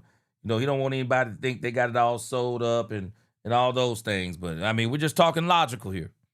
Yeah. Any concerns about Bullard? Because we haven't seen him in almost 2 weeks here. Yeah, no. Again, got a second opinion. Feel really good about what we've found out, and I think you'll see him beginning to feel a lot better, and we're very optimistic as we close in at the end of training camp that you'll see him in the near future, hopefully. Maybe not early next week or late next week, but we feel really good about what we've kind of figured out. Okay. So Jonathan Bullard will be in the first, second, or third game of the season. I can see what he's saying already. Yeah. Not season ending, but it might be a minute before we see him. Groin, or is it the abdomen, or is it? Yeah, he's seen some specialists, but yeah, it's that area of the abdomen and groin. I mean, it's a thing that we feel good about. Tendonitis, basically, that we're working through. Getting back to CP. Sorry. Do you see him as an old soul guy that's obviously mature beyond his years? Yeah, I think he's very mature. He's very organized. He probably wouldn't give you guys ever a dissertation on hot dogs like the other coordinator. I heard he educated you guys greatly on hot dogs, which is pretty cool. I've actually heard that story as well. But I think CP's personality is very, very driven, and he's a incredibly hard worker. Old soul fits. Old soul with fire. He's very passionate, very fiery, and you can see the players love him, and they're developing an identity and a play style that starts with him. Yourself in him a little bit? We're different personalities. I don't see him, leading team meetings the way I would. Just we're a little different like that, and that's okay. There's a lot of different ways to do it. But I will say this: he's an incredible young coach that we're very, very fortunate to have, and he's got an extremely, extremely bright future in this business. And I'm just thrilled he's part of our family. Based on your expectations coming into camp versus now, who are 5 guys that have exceeded? Wow, good thing I have my roster. Yeah. Hold on. I want to make sure I write down who he says. He just asked him 5 guys, I guess, that have exceeded his expectations.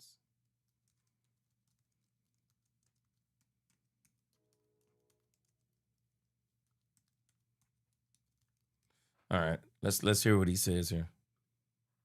Caleb Downs, special young player.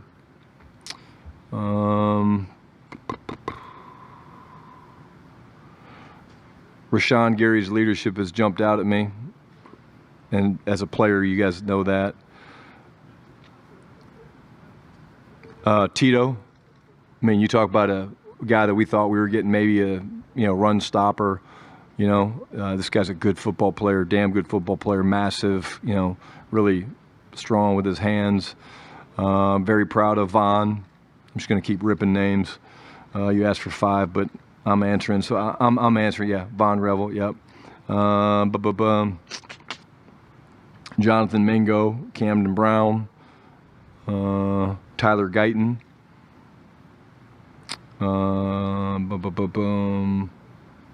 Javonte Williams, Ryan Flournoy,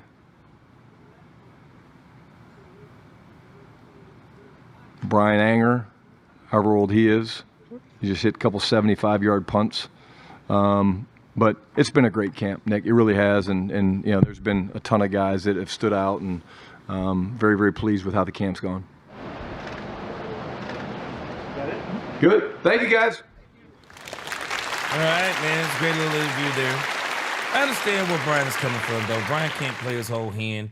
They got a 53-man roster they have to cut down to, and Brian can't let on in any form or fashion that somebody might be leading a certain room, because you get somebody thinking that they're leading a certain room, and then next thing you know, you wind up cutting them. You wind up cutting them, and then they say, like, why you cut me? I thought you said I was doing, no, you don't have to worry about it. Caleb Downs, kind of looking at what he said there, All right, hold on a second here. Let's see what we can do. So let's think about what he just said. Players that have exceeded expectations. Let's throw a quick little section in here.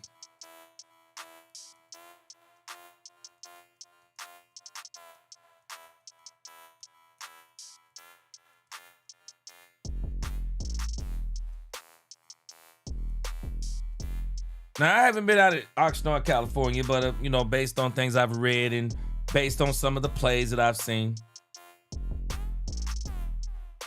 I'm going to give you who I believe has exceeded expectations looking at the Cowboys roster. No, Cooper Beebe isn't the next Zach Martin because he's a center.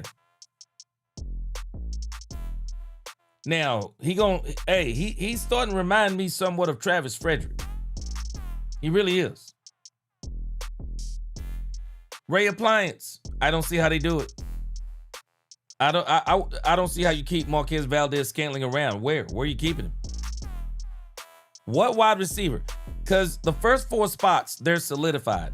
If you keep 5, there's no way you're keeping Marquez Valdez-Scantling over Camden Brown, Jonathan Migo, and Anthony Smith. There's no way. I don't see how you keep Marquez Valdez-Scantling. If anything, he's gonna get cut, and he'll be on the practice squad, and he can sit there because nobody will want him anyway. Nobody want Marquez Valdez-Scantling. Again, there's a reason why we got him. He ain't gonna be. He don't have to be on the 53-man roster. He's one of those players you can keep without having a roster spot. Namji, getting season is huge. Yeah, and I don't think you need to wait until the whole season either. Don't let Dak get his brains beat out. No, Dak Elite, Anthony Smith is making it. You don't draft that guy and he don't make it. I think he's in. I do. Them boys, he says CD, Pickens, Flo, Brown, Turpin. Oh, Tyreek Hill, he ain't coming here. Tyreek Hill. Them boys, hey man, let me tell you something, them boys. I don't know what's going on with Tyreek Hill, but I saw a video the other day. I don't know if it's true, but this man was talking about he can't even run no more. I don't know if he was doing it to try to hype it up so that when he comes back, but I've seen the video on Tyreek Hill. Man, he can't run like he used to. He said this. So I don't know what's going on. So now you ain't going to imagine Tyreek Hill here. You might be thinking about the old school. Man, them boys. Do you realize how old, man, I didn't even realize until I was watching the video to Tyreek Hill, because I think he put it out himself. I didn't even realize how old Tyreek Hill is. I mean, I'm not saying that Tyreek Hill is old, but Tyreek Hill is 32. Tyreek Hill is 32. Can you believe that? And when you get injured like that and you were fast as he was, whew. Oh, yeah, Ray Appliance, he's going to be here through training camp. If they keep him, I think he'll be on the practice squad. Because I wouldn't be surprised if they kept him on the practice squad. But, yeah, I don't think he'll be here. Hey, Dak, if I'm not mistaken, it's 6. If I'm not mistaken, it's 6, and I think that's actually a lot. I think most people carry 5, so they might just carry 5.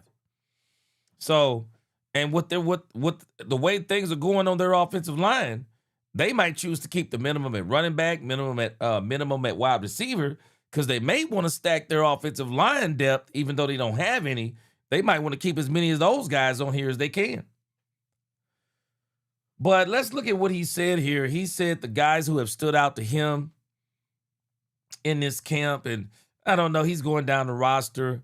I'm just going by what I've seen and what I've seen other people talking about as far as the Dallas Cowboys training camp. I mean, if you just went down the line, George Pickens has had the best camp of everybody. George Pickens has had the best camp of everybody.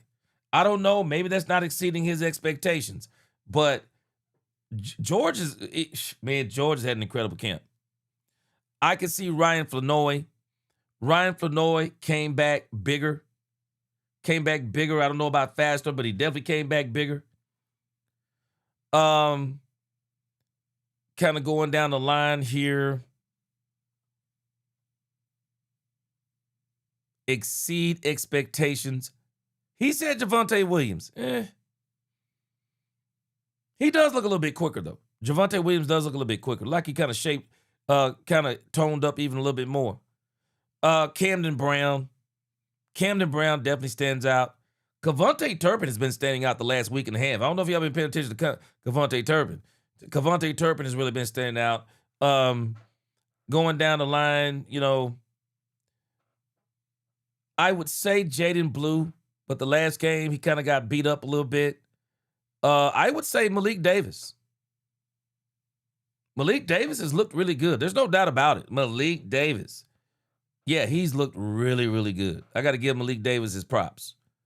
Michael Trigg, that's another one. Michael Trigg just looked really good. Anthony Smith, I was actually impressed with Anthony Smith in the preseason game. So that would be about 5 or 6 right there on offense. Defense for me, Rashawn Gary, overshown because he's still healthy. I would say DaRon Bland. I would say DaRon Bland. DaRon Bland is quietly having a really good camp. Haven't heard any soreness or any of those things. I've seen some PBUs. Kobe Durant, I thought he was going to be good, but he's been great. Caleb Downs doesn't look like a rookie. Exceeded my expectations. Savon Revel Jr. I did not know Savon Revel Jr. was going to come back and practice the way he did. Oh, my gosh. Savon Revel Jr. is actually looking like the first round draft pick cornerback he actually would have been. I'm just Von Miller has exceeded my expectations just by signing with the Cowboys. So I gotta say Von Miller too, man. Just because of the fact he signed with the Cowboys and stuff. Jayshon Barham. He hasn't played, but man, Jayshon Barham throughout training camp, man is all I can say. He's been great. James Houston, Justin Barron, man. Justin Barron is putting some serious pressure on the Cowboys. Serious pressure. So that's kind of my guys right there. So I got about 12 guys that have exceeded my expectations. But the person who's had the best camp of the year is George Pickens. George Pickens' camp has been incredible. George been out there mossing boys, man. That boy George Pickens been out here mossing folk. So he's having a really good camp. You know what? Another one. Let me give you a couple of more. Dak Prescott is having an incredible camp. Joe Milton.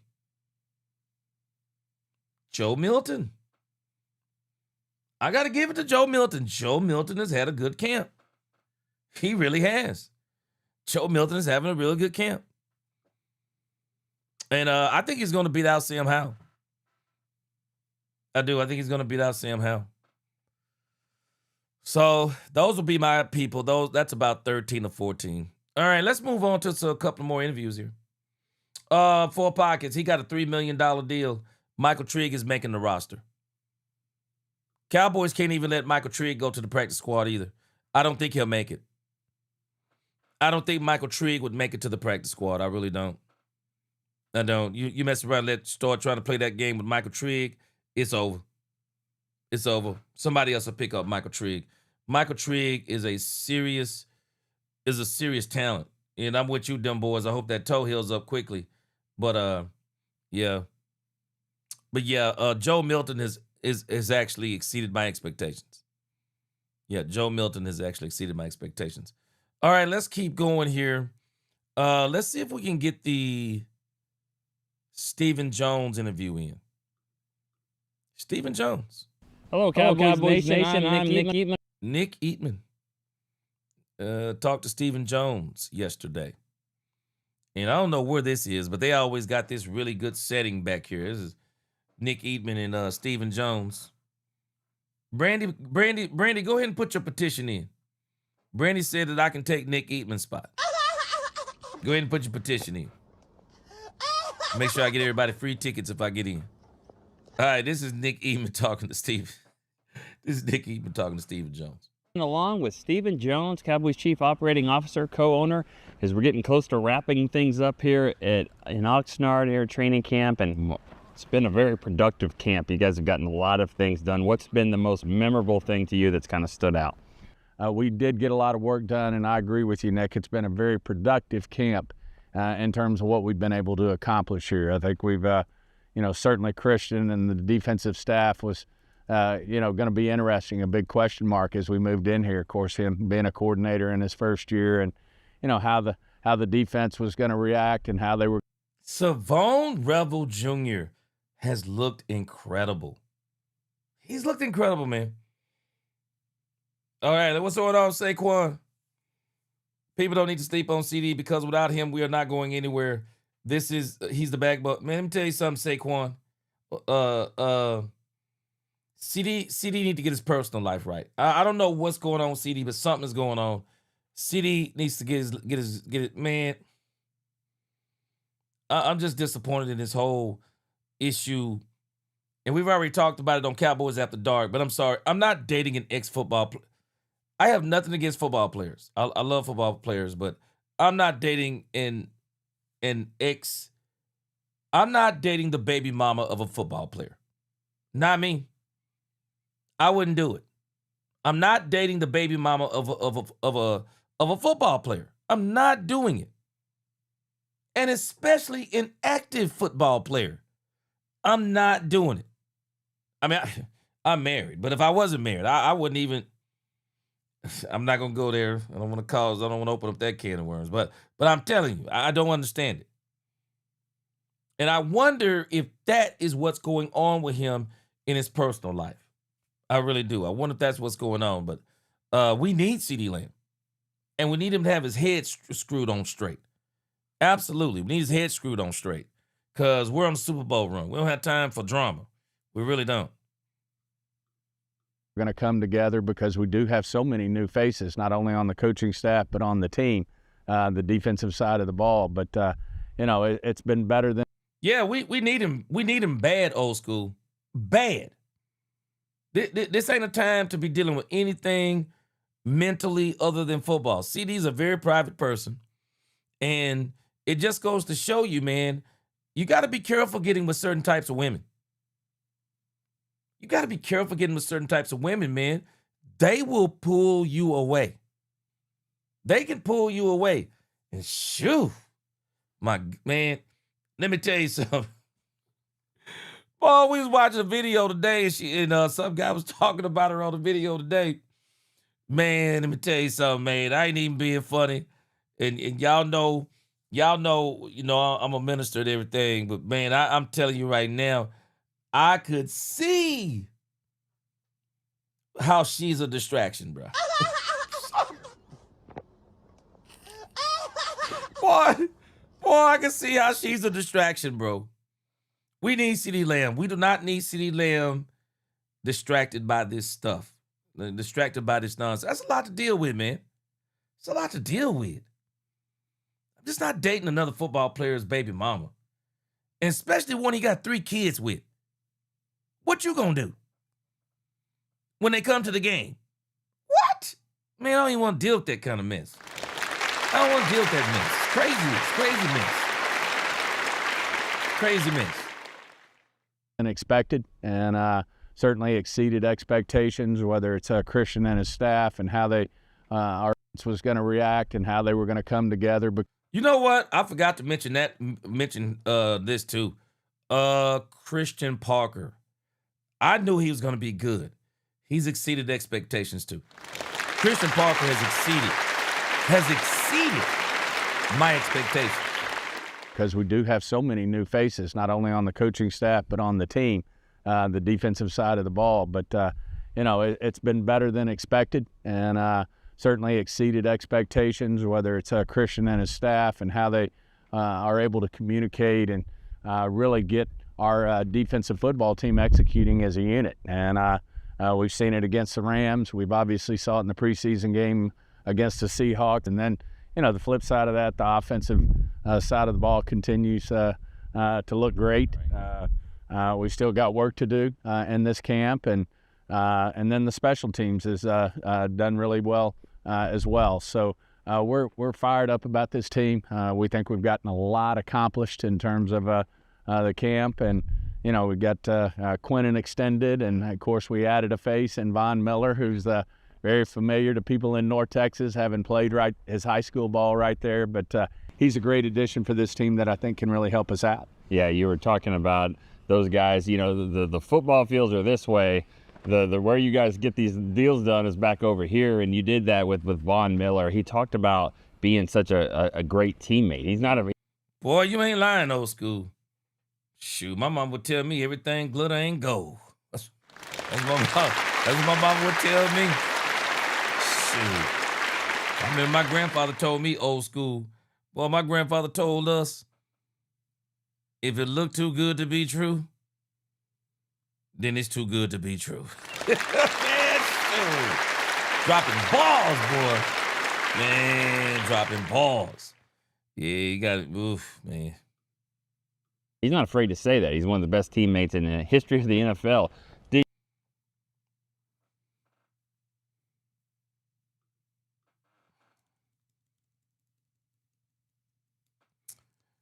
Von Miller is going to pay dividends for this team, on and off the field.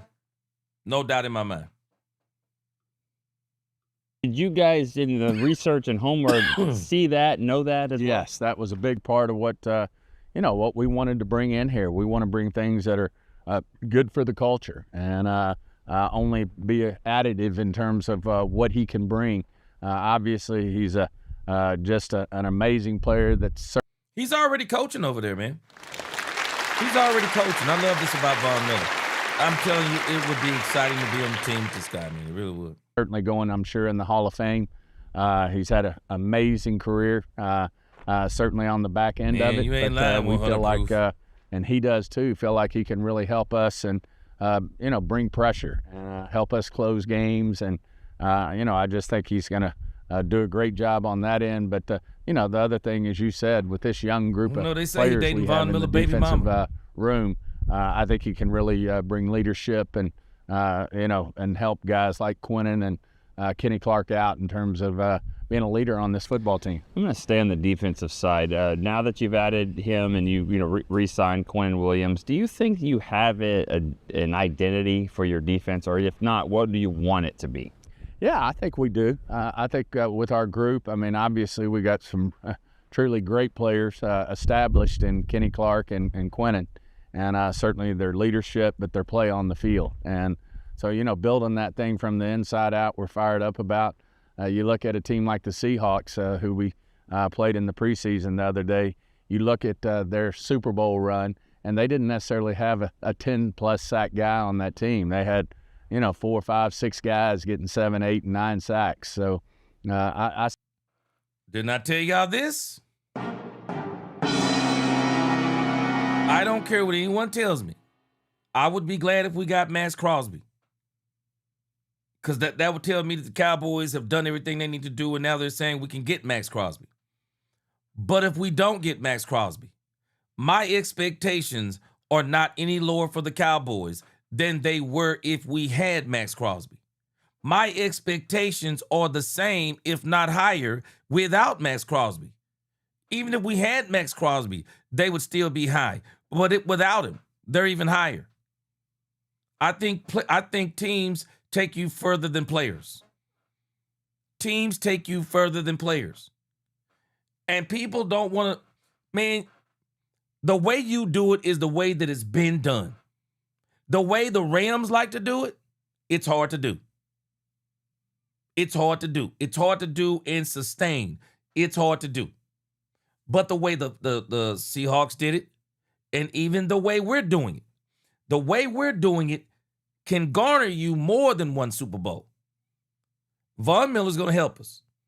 I don't think Von Miller's going to come in here and beat Charles Haley of 1992. But I do think Von Miller's going to help an already good defensive roster that has some great, some good, and some elite pieces. I think it's going to be good. And so, Stephen Jones, this is why I keep saying, man, people need to temper their expectations. Need to temper their expectations. Simply because you don't need Von Miller. I'm not Von Miller. You don't need Max Crosby to win the Super Bowl. You don't. And the reason why I know you don't is because he don't have a Super Bowl yet. Yeah, he don't have no Super Bowl yet. And I say yet, he might not ever get one. He ain't got no doggone Super Bowl yet. So just keep building the team, Dallas. What's going on, Brave Cowboys? You know we still up in here, man. Cowboys after dark. Old school. It's right. He does need prayer. Yeah, he needs prayer. Hey, that goes without saying, my brother. He need prayer. I don't understand it. See that being our identity, that we rush. We stay fresh. We've got numbers. And then, of course, the big thing that we've been wanting to accomplish through building this thing is to be able to, stop the run. That's something that we hadn't done well over the past 6-7 years. And certainly we want that to be part of the identity of this defense too, that it's, that we can stop the run and push them to where they have to throw the ball to move the ball. You talked about the defensive side of the ball and some of those question marks. This is the time of year where you want to get answers to questions. What up, Easy? What are some of the things you still feel like you need to kind of figure out about this team, whether it be backup quarterback or running back or maybe cornerback? Yeah, I mean, all those things are a work in progress. We feel good. We have a lot of answers on the team. Certainly, the young guys in blue and Moffer getting pushed by a guy like Malik Davis, who, by the way, only has one season under his belt. He's a young guy, too. Sure. But all he does is move the chains. Yeah. And certainly he's going to get more opportunities as we move forward. But we think the skills are there. We just got to get the production going with those backup backs behind Javonte. Certainly the tackle spot, we're young there, between Terrence and Tyler Guyton, but we think they're coming along really well and feel good about that. And then certainly on the defensive side, Revel has really made some big jumps during this camp. And, his there is straight up, and he gets better every day he goes out there. So feeling a lot better about the corner spot. And then the linebackers really become something that we are really fired up about in terms of how well those guys are playing, from D. Winters to Overshown. Certainly we're getting Barham back in the mix this week, and I think his area is straight up. And then obviously Shamar James is doing a lot of great things as well. Well, I can't end this thing without talking about number 4. I mean, Dak Prescott, there's so many times the focus is on him, but it seems like he's been so good, so steady that we're talking about everything but him. Well, we're just so fortunate to have a guy like him. I mean, he is obviously one of the best quarterbacks in this league, no question. I mean, there's 0 question marks there. And then on top of that, Yeah, Amber Soprano, exactly. Yeah, he said all he do is move the chains. Yeah, I'd already said I thought he was going to be the number 2 back because I don't think Jaden Blue is the number 2 back. I think Jaden Blue is his own thing. Jaden Blue is your change of pace, gadget back. I would dare say even a much improved or a 2.0 Kevontae Turpin. So, yeah, there's a place there. There's a place. And again, Malik Davis, he'll be fine at the number 2. He's not your number 1. Something was to happen to Javonte, now you are going to go get you more than likely another running back. Well, unless you let Jaden Blue take up a little bit more of it, but they got plans for Jaden Blue. They got plans for Blue. Malik Davis, I believe he's going to be the number 2, like I'd already said before, because I never thought Blue was a number 2 back. Again, he's his own thing. So, yeah, I think they got a pretty good plan in place. His leadership is just amazing. He's the Pied Piper out there. Everybody looks to him. But he's the first to say it's nice to have some help, too, in that leadership role, especially on the defensive side of the ball where, as I mentioned, guys like Quinnen and Kenny Clark and now Vaughn can step up and really help with the identity of this football team in terms of doing things. Man, that man Von Miller's a rock star, ain't he? He's a rock star, boy. The right way, have the right expectations, creating a winning culture here. Yeah, all right, awesome. Thank you so much for joining us every time. Stephen Jones, Cowboys Chief Operating Officer, co-owner. We'll see you next time on DallasCowboys.com. Yeah, man. Yeah, I'm liking where we are right now, but I do think they're going to continue to tweak the team. Yeah, I think they're going to continue to tweak the team, and then we'll see what they do. We'll see what they do as they get, closer to the midterm. Closer to the midterm, but I think the Cowboys they're on their way, man. Do y'all realize, man, we are almost, what are we now, about 3 weeks away? We're about 3 weeks away from the season starting. It's exciting, man. It is absolutely exciting that we are about to be seeing some professional football around, what is that, September 13th, somewhere in there?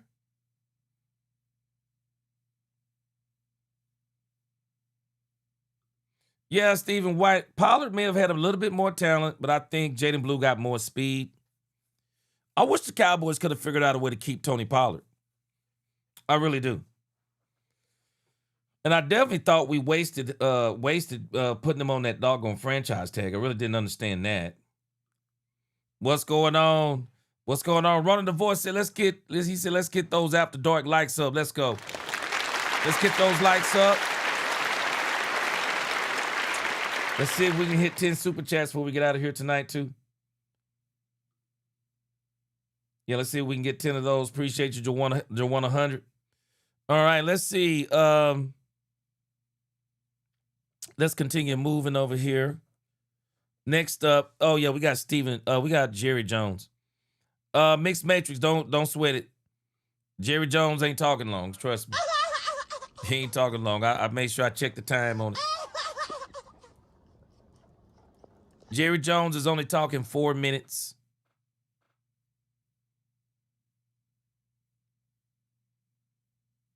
Yeah.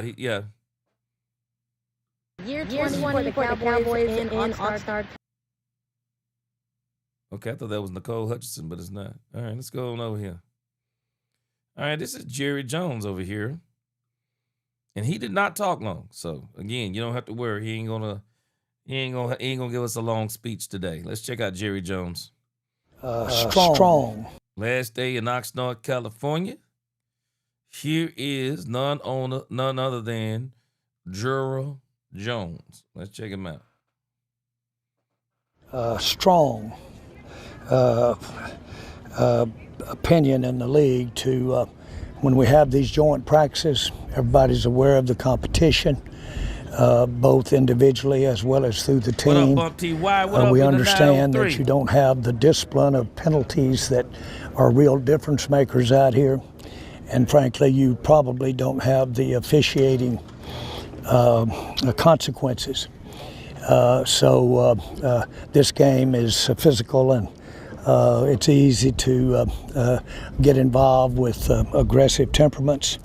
All of that makes it a real focal point of the league to stay within good sport. And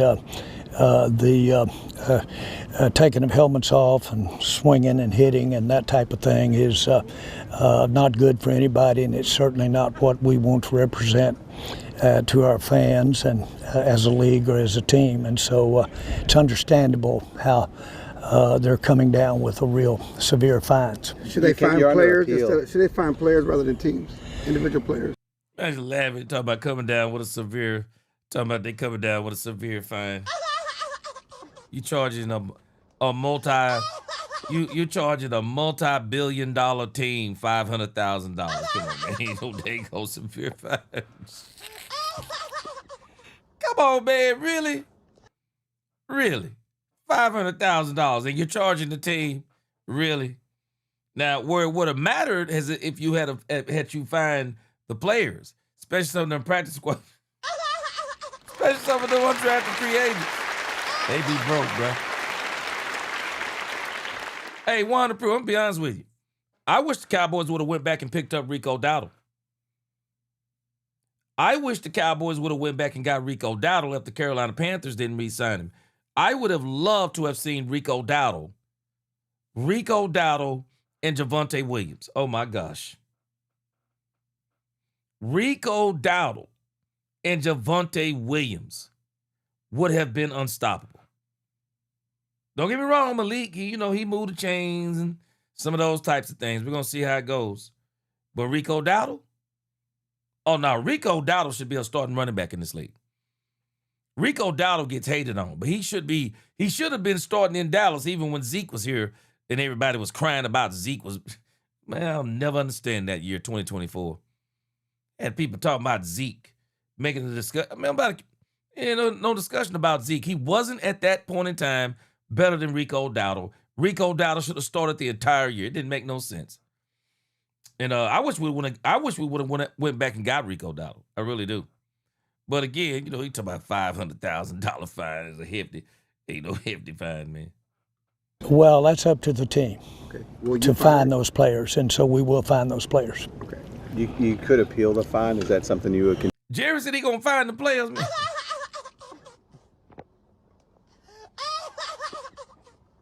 I wouldn't find those players. I would let the team pay for that. I wouldn't find the players. They were just taking a stand. The Saints players are out there doing dumb stuff. Pushing to the ground you were not supposed to be doing. All the extra activity after the snap. I'm not finding my team. I'm just not doing it. I'll eat that fine. Yes, we will appeal, and that's pretty harsh. I mean, pretty stiff. Not harsh, but stiff. But it does make the point that it's a serious matter, and it starts with everybody at all levels of a club and the clubs in this case were to a practice together. It really emphasizes the league's intent to control it from the very top, which when they start dealing out those kinds of fines, they get your attention. Schotty say this. I guess this is the flip side to that is we're not going to take too much crap from anybody, and I guess that's why I'm not finding my players right there, because the Saints was on some bull junk, man. Saints were on some bull junk. I'm not finding my players. No, I'm not finding. Now, the person who I might find though is Donovan Ezeraku. Donovan Ezeraku, bro, you don't be out here throwing punches, bro. Go ahead, throw no damn punches. They said shit, but they can't use that. But did you like the fact that you guys are feisty and not going to take too much stuff from anybody out there? I'm offended.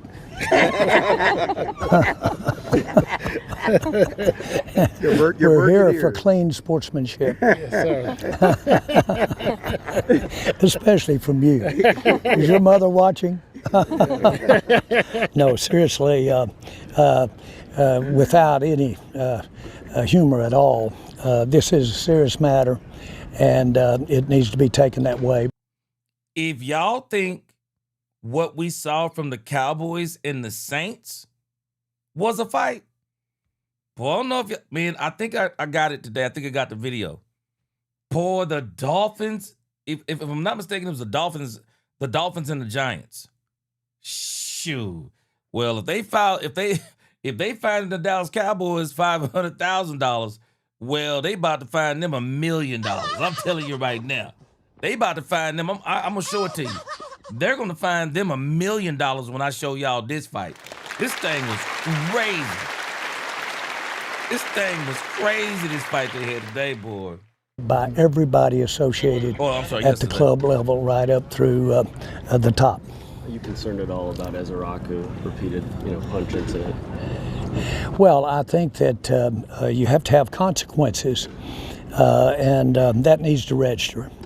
In other words, we all know, whether you're playing a game or out here in society, if you aren't sensitive about the consequences of your behavior, then yeah, I'm finding Donovan Ezeraku throwing punches. I'm finding him. You'll get brought to your knees pretty quick, and so this is something that. The player for the Saints who took off the helmet, I'm doing more than find him. He might get a suspension. The player that tried to do the suplex on Jalen Thompson, who tried to do the suplex, I'm gonna suspend him too. I'm suspending him. Knowing him, I think he has the capability of being sensitive to consequences. And you will find him then. And our plan is, I got you, Ray Appliance. Don't you worry, I got you. I haven't confirmed that where he is in the situation, but the players that are involved and that have the kind of infractions that they're fining the club for certainly will receive fines. Any players stood out for you at camp? You know, who's the guy that stars of camp in your mind? Well, I like our receiving group, and I think they've earned it and they've worked. I like our quarterbacks. And I really like what we're doing with, frankly, in our secondary. I think you're seeing the benefit, or you're seeing the results of good communication out there, and you're seeing players that are actually playing at a level that they can attain because of good communication. They're not worried about as much if they're making a mistake or where they are. They've got a good feel for it. And that's the point. That's what they're trying to do. So I see the effect of what we're trying to do on defense relative to communication. And then I obviously really like the players and their individual abilities to execute. Yeah, man, that was, hey, told you, Miss Matrix. Jerry wasn't even going to have time to put you to sleep. I'm going to show you the Miami Dolphins thing, but this is Shannnon Sharpe, man. They were talking about this thing with Dallas, too, talking about Cowboys. Hey, guys, it's your favorite Dunk here. Go ahead and click that subscribe button below so you don't miss a single episode of Nightcap. That button right here. Come for the sports, stay for the stories.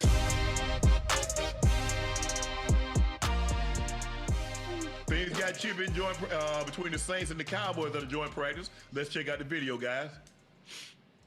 Uh-oh, where we at? Okay. Yeah. Help your homeboy. Come around the back. Come around the other side. Stop it. We try to tackle it. One guy about to get suplex. Look at this. Wow. Yeah. Let's go. Nah, bro. I'm. Hey, man.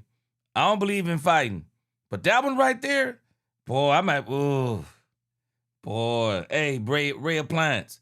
I'm sending him to wrestling. He need to be in wrestling, bro. That's a crazy move.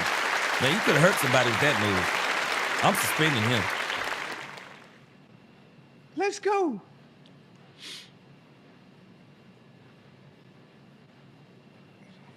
Hey. Man, I feel like that's normal here when you have joint practices. It is. There were at least 6 fights yesterday during the Saints Cowboys practice. Brian Schottenheimer said after, we're going to play on the edge and we're not going to take ish from anybody. I like that. I like that. I told you, I like the energy coming from Dallas. Hey, we not finna be playing with y'all this year. I'm just keep it 100 with y'all. I don't know if y'all know. But boy, y'all gonna have hell dealing with me every Sunday, Monday. Whenever we play. Hey, boy. Hey, we got the right attitude. Huh? You're talking now, Ocho. He'll be quiet soon. Okay. All right. We gonna see. Well, we got we got the right type of attitude right now. Man, the Cowboys. Joe, y'all fight every training camp, Joe. Every training camp. So what y'all trying to say? We ain't made no improvements to improve our team? In general, every team fights every training camp, Joe. In training camp. That's not a testament to how the season gonna go. Man, it lets you know we ain't finna play no silly games. All 32 teams have a fight training camp, so they ain't. That's enough of that. That's funny though, man. Boy, that's funny, bro. Yeah, man, that dude who did that suplex, man. Nah, bro. Man, nah, bro. That's too far for me. Hey, y'all think that fight was something? Boy, let me show y'all this. This Dolphins fight today, if they find the Cowboys, let me see, where do I have that at?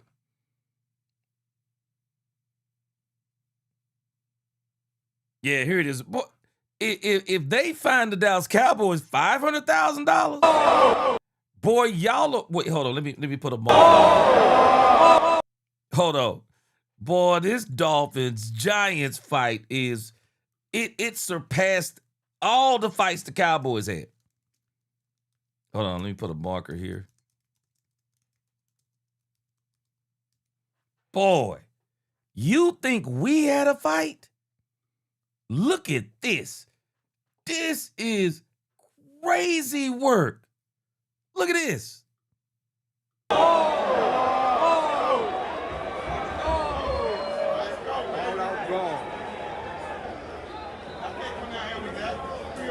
They bringing out, man, everybody came down, man. I don't know what these boys got going on. Look. What?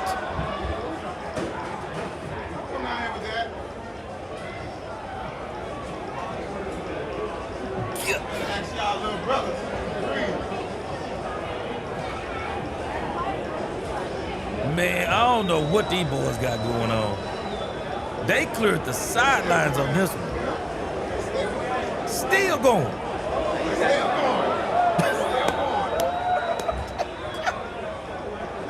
What?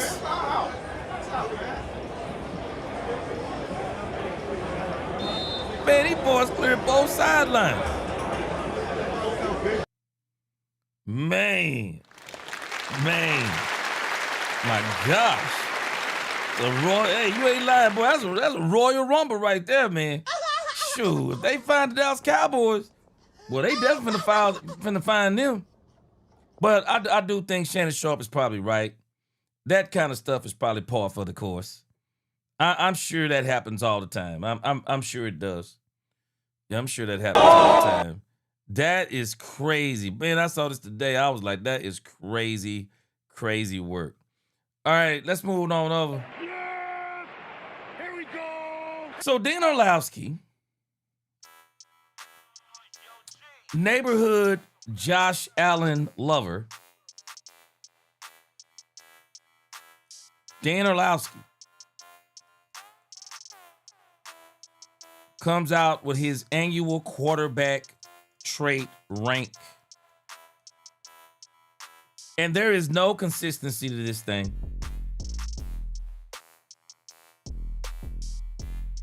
Last year, Dak Prescott was on this list.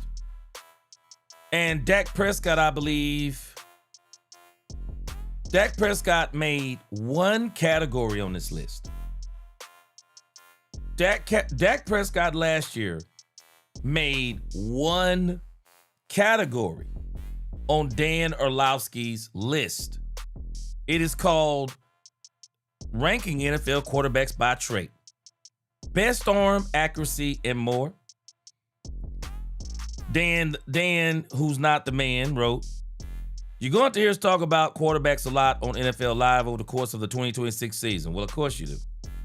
There will be debates about all of them, from the best in the game to the borderline starters. But for a third straight year, I'm narrowing the focus here in the borderline starters. But for a third straight year, I'm narrowing the focus here in the preseason. Who are the best signal callers in the NFL at individual drills? Does anyone boast a better arm than Josh Allen? Not in your eyes, Orlovsky. Does Joe Burrow or Matthew Stafford have the more refined mechanics? Is Lamar Jackson still the gold standard in quarterback rushing? I ranked the top 10 quarterbacks by 7 different traits: arm strength, ball placement, mechanics, decision-making, pocket presence, second reaction creativity, and rushing abilities. These lists are based on current performance and expectations for the 2026 season. It is how I would rank the quarterback group at this exact moment. I included only starters and leaned on what I see on the tape to form the rankings. Now, my question is, are you leaning on recent tape? Recent tape. So, I'm going to ask y'all, how many categories do you think Dak Prescott made? How many categories, for anybody who hasn't saw this, because I'm sure some of y'all have already seen this? Last year, Dak Prescott only made one category. How many categories did Dak Prescott make this year? What do y'all think? How many categories did Dak Prescott make this year?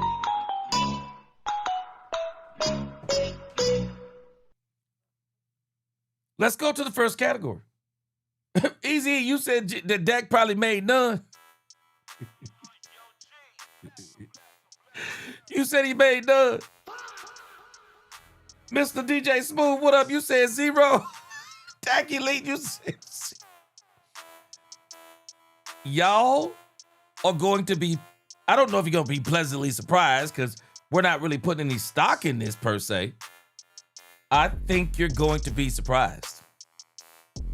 Category 1, arm strength. Of course, you know Josh Allen was going to be number 1. Herbert, number 2. Caleb Williams, number 3. Stafford, number 4. Mahomes, Mayfield, May, Burrow, Jackson. Number 10 is Dak Prescott. What? Dak Prescott? Okay. Wow. I'll be honest with you, though. I believe Joe Milton should be at the top of the list. Easy. I think you're right. I think Joe Milton should be at the top of the list. Shoot, Joe Milton is Ryu Hayabusa. I mean, this dude is Hadouken when he throws the ball. I don't think anybody throws the ball harder or farther than Joe Milton. And I'm including Josh Allen. I am. I'm including Josh Allen. So, a lot of y'all said Dak Prescott was 0. So, he's already been on 1. Next category. Ball placement. Stafford, number 1. No. Even though he does have that no-look throw. Drake May. That's right, 100 proof. He said starters. Great catch. Should have made an exception for Joe Milton, though. Great catch. Ball placement. Sam Darnold. Joe Burrow. Jared Goff. Jordan Love. I ain't buying it. But I will say Jordan Love has thrown a few passes that I'm like, made me scratch my head. Number 7, Josh Allen. Well, of course, Josh Allen is on another list. Lamar Jackson, Brock Purdy. Do y'all know that Dak Prescott was leading the league last year in tight window throws? Dak Prescott is one of the best tight window throwers in the league. And he's only at number 10. But again, hey, he's on 2 of the list. He is on 2 of the list. All right. Number 3, mechanics. Matthew Stafford, number 1. Joe Burrow, number 2.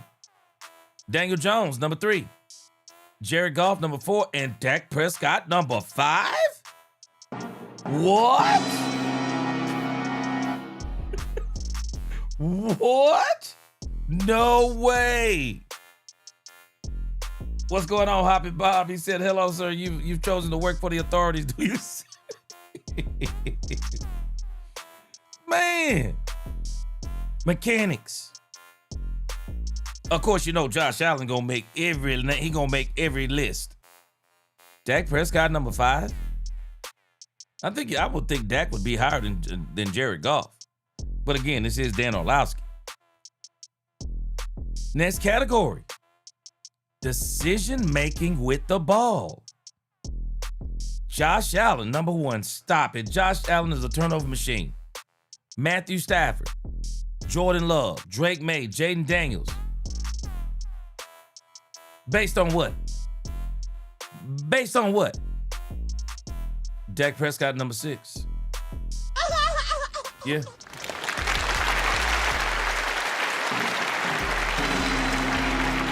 I would think Dak Prescott would be a little bit higher, but he is at number 6. Next up, pocket presence.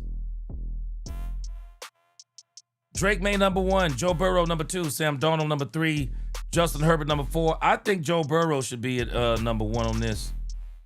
Dak Prescott, number 5. Wow. Dak Prescott has been on every list. Wow. Lamar Jackson, Caleb Williams, Brock Purdy, Daniel Jones, Trevor Lawrence. Wow. Wow. Okay. Second, reaction ability. I don't know how Dak Prescott didn't make this list. Of course, you know he's going to put Josh Allen on this one, number 1. Stop it. Caleb Williams, number 2. I would actually have Patrick Mahomes at number 1. 4 is Drake May. 5 is Sam Darnold. Bo Nix, number 6. There's no list I'm putting Brock Purdy on over Dak Prescott, Lamar Jackson, and I'm definitely not putting Jaden Daniels and Baker Mayfield over any list that Dak Prescott is on as it pertains to quarterbacking. No, I'm not doing that. And then finally, well, Dak Prescott ain't gonna make this one either. Lamar Jackson, number 1. Josh Allen, number 2. Yes, those are right. Drake May, number 3.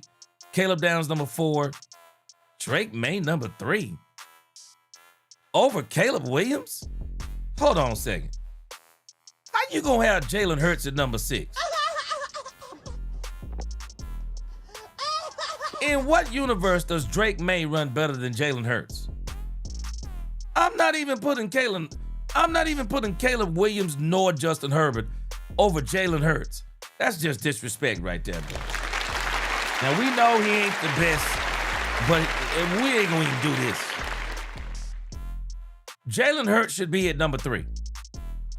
He's probably the 3rd best running quarterback in the league. Patrick Mahomes,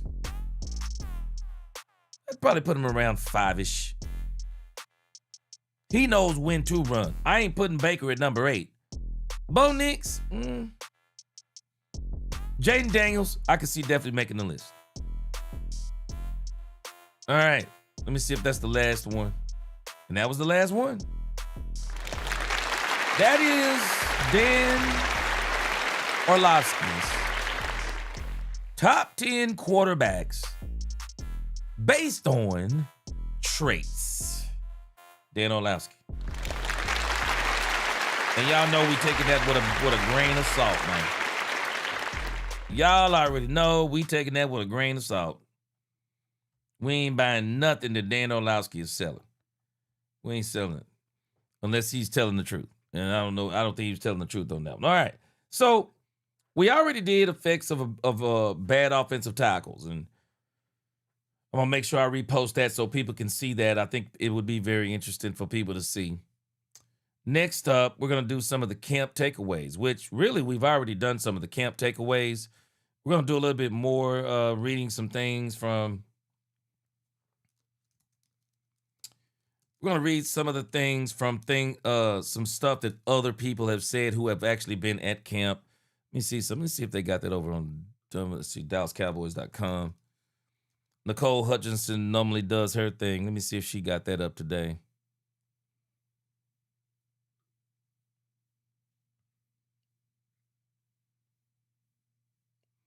All right, I don't see her little segment she does every day. But what we are going to do, I was able to retrieve some from Nick Harris, I think, Nick Eatman, Nicole Hutchinson. Yeah, Nicole Hutchinson. So I got about 3 of those. So we'll read those, and then we'll look at some stuff today from training camp, and then we'll go to our quick hits. Boy, y'all are going to roll on these quick hits for the day. Y'all are going to roll, bro. Brothers and sisters, I'm telling you. Y'all are going to roll.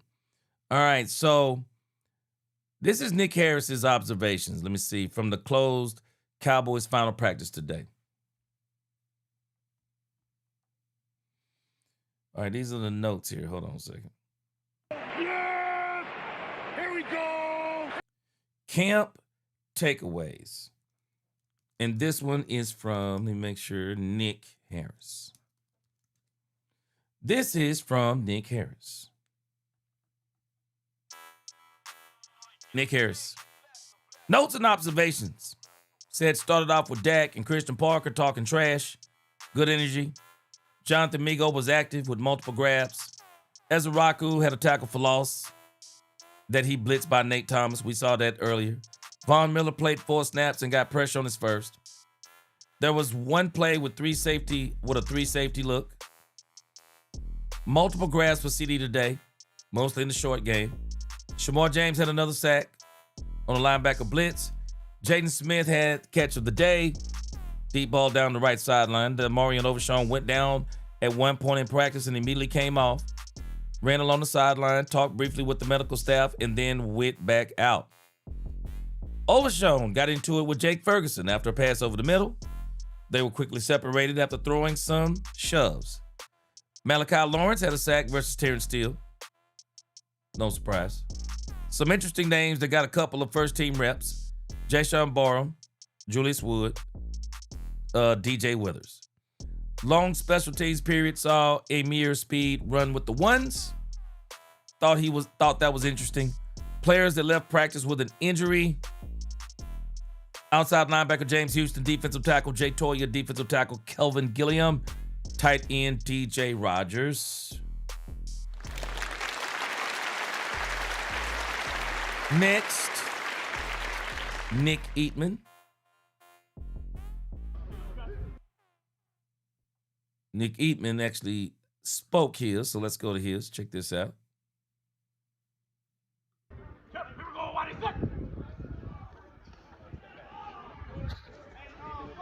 Running backs going through some drills here. Final practice of Oxnard, not the final training camp practice. That's back in Dallas, but the running backs doing their stuff. That's really the good focus here. Is who's going to play, who's going to make this team. That's been the one thing that we've talked about so many times, is who makes this team at running back, because there's just more than they can keep. And you have to factor in Hunter Lipke somewhere in here, but with Javonte Williams, obviously they want to see more of Jaden Blue and Phil Maffa, but you know, Malik Davis just keeps doing Malik Davis things, and you just can't get rid of him. So I think that for me personally, I want to see, I think it's going to probably come down to Blue or Maffa, and they're different backs, so they do different things. But you know, they're always obviously going to look at the waiver wire too at some point. But that's something to watch in Arizona, is who runs this ball and how well do they do. Yeah. If the Cowboys cut anybody, I think it'll be Phil Maffa. I think they got plans for Jaden Blue, and we'll see what happens after. We'll see what happens this season. That was Nick Eatman. This was Nicole Hutchinson today. Nicole Hutchinson asked Dak about what he makes of Malik Davis's camp and why he's a name that people tend to lose sight of him in the running back 2 conversation. Dak said, "Turn on the tape. You'll know that I've been one of the biggest fans, and what makes a man is always going to come to fruition. Malik believes in himself, loves his game, and works his butt off." Reference that teams are always looking into the draft and draft new guys to come in and produce and trying to find what's new, but you can't deny someone who shows up each and every day. Yeah, Dak Prescott is obviously an advocate. Those were the notes that I got from today. Let's look at a couple of the plays from today, and really just individual drills. I showed this earlier today. This was crazy to me. This was crazy. Donovan Ezraku put Nate Thomas in the dirt. Look at this move. Crazy work. Got Ty Smith.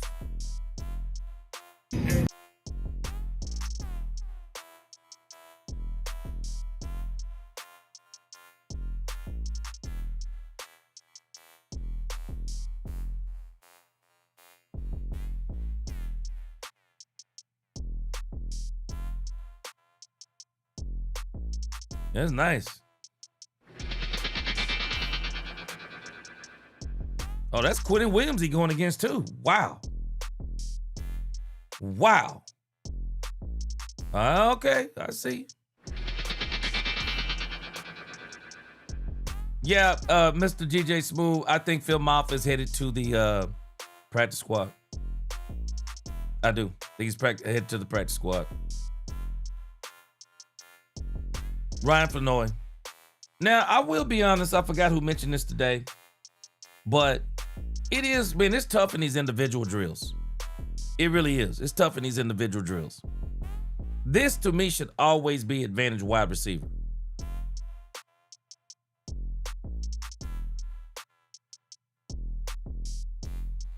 This is the over the shoulder drill.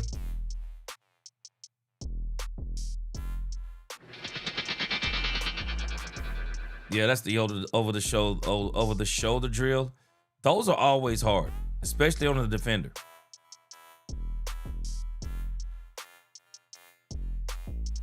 Von Miller was out there today.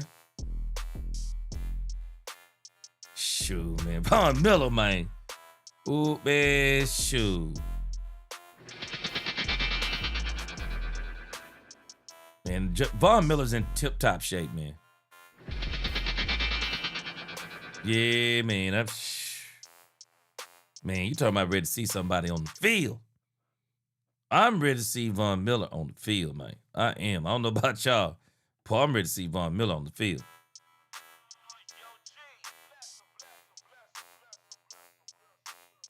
Christian Parker was coaching up Savon Rivel Jr. today.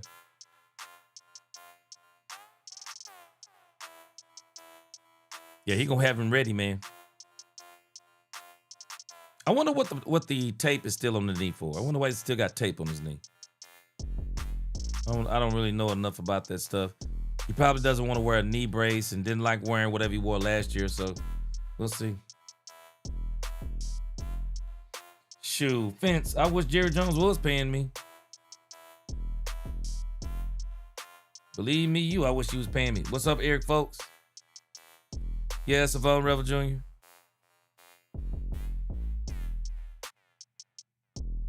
Tyler Guyton. Pancaked whoever this was. Pancaked somebody right in front of Dak Prescott. I don't know who that was he pancaked. Pancaked him. Yeah. Nice. Camden Brown. Continuing to do Camden Brown things.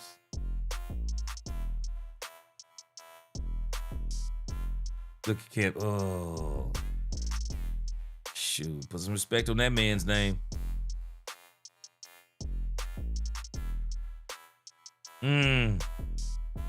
Joe Milton, Camden Brown. Nice. They convinced Brian Schottenheimer today. Caleb Downs did. Convinced Schotty to do some conditioning with him. Thought that was cool.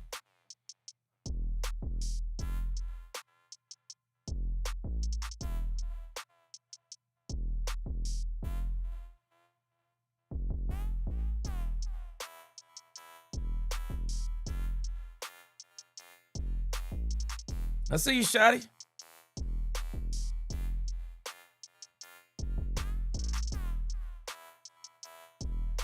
See Schotty after that last one, Schotty said, woof. Schotty said, wait a minute, hold on a second, man, hold on. Yeah, that's cool as Schotty right there. Hey, look at the meme somebody put below that. Somebody said, that's leadership right there. They said, that's leadership right there, I agree. And then finally we had Malachi Lawrence versus Drew Shelton.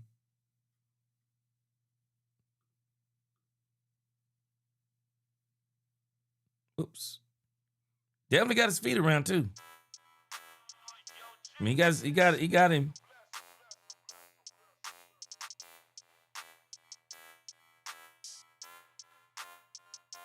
Man, right here, you better get that ball off a step up.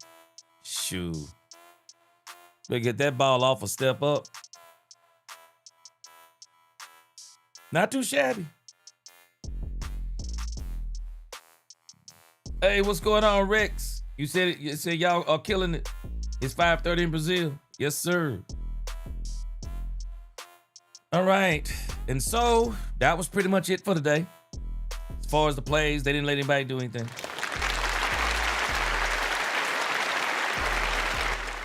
So, I think we've heard quite a few of the takeaways and stuff. I've kind of given mine, and I think right now the Cowboys are in a predicament as it applies to they got some good players in the wide receiver room. I mean, they got some very good players in the wide receiver room, so they're going to have to decide, like, who's going to, who are you going to cut in there? That wide receiver room got a lot of depth in it, man. It's got a lot of depth in it. So who do you cut? I don't know, I don't know. So we'll see how that all turns out. Running back room, I told y'all this last week. I felt it was going to be Javonte Williams, Malik Davis as the number 2. Jaden Blue is going to be the gadget back. I already thought that. So I think that is what it is going to be. So man, now let's have some fun. Boy. Let's hit some of these quick hits. All right, have a good night, Stephen White. Now, y'all going to have to help me out with some of these quick hits. So, let me see which one I want to hit first.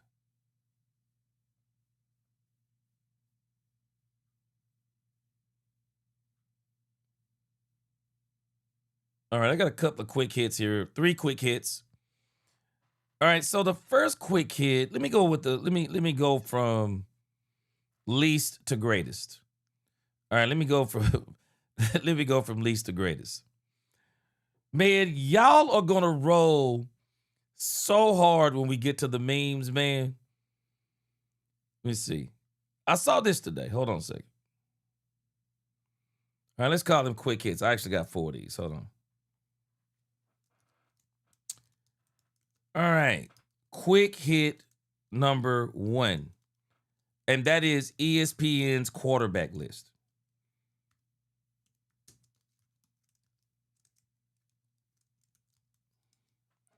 ESPN's quarterback list. Let's pull this up real quick.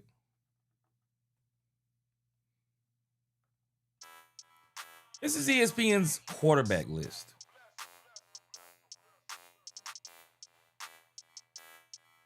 This is the official rankings for the 2026 season.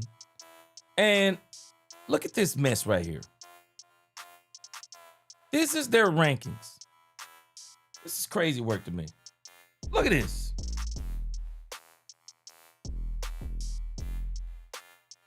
Josh Allen, number 1. No surprise. Lamar Jackson, number 2. Jaden Daniels, number 3? This list lost all credibility right there. This is a joke, bro. Drake May, number 4. Joe Burrow, number 5. Jalen Hurts, number 6. Jackson Dart, number 7. And you got Jackson Dart and Jaden Daniels over Dak Prescott. Even Drake May. Jalen Hurts, stop it. Man, this is crazy. This is absolutely crazy, man. That's why I say we ain't interested in these lists no more. This stuff is nonsense, man. Anthony Robinson, yeah, you right, boy. 49ers, half the team hurt in practice. Yeah, but last year he was still able to make it to the second round. I thought he should have been a runner in the running for the coach of the year. Shoot. Man, Dak Elite, ain't that crazy, bro? OMG Ken, ain't that crazy, bro? Jackson Dart over Dak Prescott. Man, throw this list in the trash, bro. Throw this list in the doggone trash. That's all it is trash, man. All right, let's see. I got another quick hit here. I'm going to go from least to greatest. Look at this right here. Cowboys Nation, put some respect on this man's name. Look at Jalen Tolbert out here, y'all. Better put some respect on this man's name. Look at Jalen Tolbert, bro. Jalen Tolbert. Where is Lisa Worley when you need her? Lisa Worley, if you was here, look at Jalen Tolbert.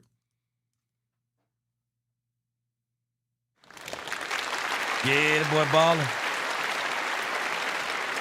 I think Jalen Tolbert gonna do a little something out there in Miami. Man, that's a nice grab, man. Shoot. Boy, that's a nice grab right there. That's a nice grab by Jalen Tolbert, man. Look at what somebody said. Dak Hall of Fame said, can't believe Cowgirls ran Jalen Tolbert out of town. Man, that's nice right there. Nice. Yeah, he's nice. All right, let's see here. And now this is the one. I'm going to need y'all to help me out with this one right here. I'm going to need y'all to help me out. Hold on a second. Let me. Okay. Now, this is not Dallas Cowboys related, but I really need y'all to help me out on this. Tell me, what do y'all make of this? Help me out. What do y'all make of this?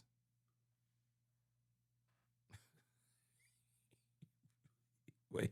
And that's why I retired, because I saw the rookies coming in and I just didn't, I don't like what they stood for. And I'm like, this is not how I came through and I learned the ball and played football. Like, football is first. Well, guard is first, then football. Yeah. You know what I'm saying? But they was coming in. Football wasn't even on the radar. We would have guys leave the locker room, didn't even shower, drop their clothes and head and go. And that's why I retired.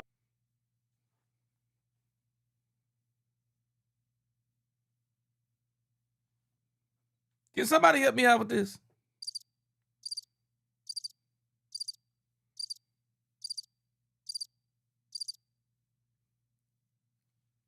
What does not taking a shower after practice?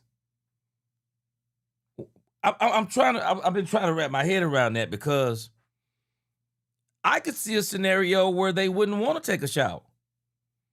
Because who wants to take showers? I'm not going to, let me not use the word who. But I can see where some people might not want to take showers, walk around in front of grown men and get dressed in front of grown men. I don't know. Maybe I'm missing this. Can y'all hear me out?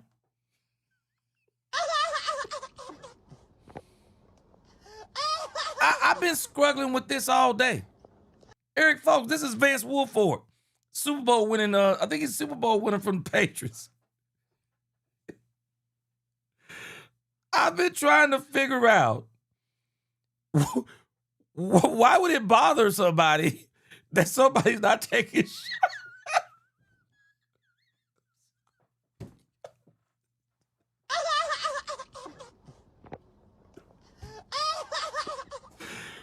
Wait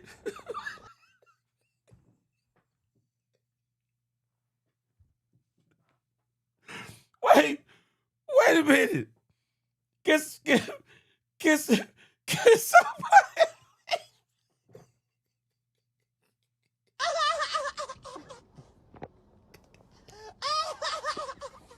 Bro, I have been bothered by this all day long. I have been bothered by this all day long, bro. Because I'm like, what does this mean? I mean, let's hear this one more time.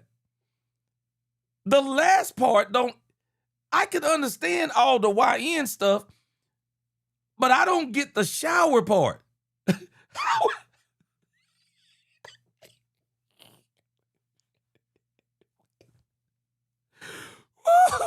Boy, I've been struggling with this all day long. Boy, I have been struggling with this one right here, man. And nobody's giving me an answer for it. What is this? And that's why I retired, because I saw the rookies coming in and I just didn't, I don't like what they stood for. And I'm like, this is not how I came through and I learned the ball and played football. Like, football is first. Well, guard is first, then football. Yeah. You know what I'm saying? But they was coming in. Football wasn't even on the radar. We would have guys leave the locker room, didn't even shower, drop their clothes and head and go. And that's why I retired.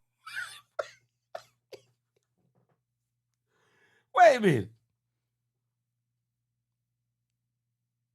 Is he saying that them dropping their clothes and leaving them out there? But the caption says, Woolfolk says that the rookie's unwillingness to shower after practice ultimately led to his retirement. Bro, I don't understand. I'm missing something. I don't know. Eric Folks, that's my thinking process. Man, I'm taking a shower at home, bro. I don't need to take no shower. I'm taking a shower at home. I don't get this one, bro. Brave said he got some skeletons.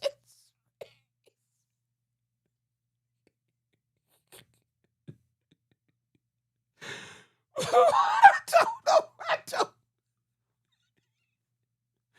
Eric Folks said he had some issues. Bro. DJ Smooth.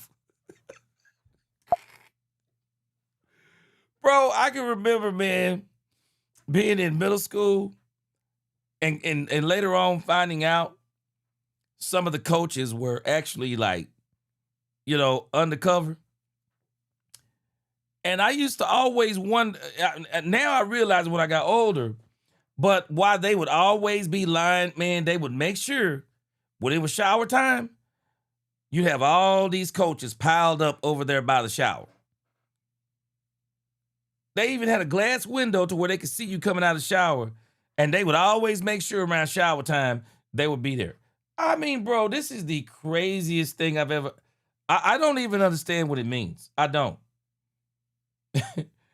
Man, Anthony says, if they are not cleaned, you get sick. I don't understand it. Man, Red Fly said, baby. Bro, this is crazy to me. It's after practice. Who gives a darn what they're doing? Bro, said it's a bit, he said it's a bit odd, G. I'm sorry. I'm blown away by this. I don't know what to say. I mean, someone's gotta help me out because I really don't know. All right, man. Valley G, man, appreciate you, man. Boy, let me tell you, you gonna make sure you catch the replay. Boy, I got some other stuff I'm about to show y'all. That's crazy, bro. Eric Folk, he said, Eric Folk said there's no answer for this. I don't have no answer for it, bro. I don't know what to make of this. I was asking, like, what does this mean? Nobody's told me. I don't know what it means. I guess I need to hear more of it. We done boys, it sound like some Diddy stuff. Bro, I don't know what this means. That's Vince Woolfolk. That's boy, I couldn't help but laugh, bro. I couldn't help but laugh because I'm like, I don't really understand this part. I don't understand this. I don't even know what he's talking about. All right, okay, so I had to pull this up. So today, Trayvon Diggs signed with the Seattle Seahawks. And in case y'all didn't know this, the Seattle Seahawks are desperate for cornerback help. They are desperate for cornerback help. I mean, seriously. And so it is no wonder that they got Trayvon Diggs. They made some financial decisions, and one of those financial decisions was to not bring back one of those financial decisions was to let these cornerbacks go. So Trayvon Diggs, and I wish Trayvon Diggs all the best. I hope he's gotten healthy. But boy, what Trayvon Diggs is about to say right here. What Trayvon Diggs is about to say right here. Listen to this. This is Trayvon Diggs. Check him out. So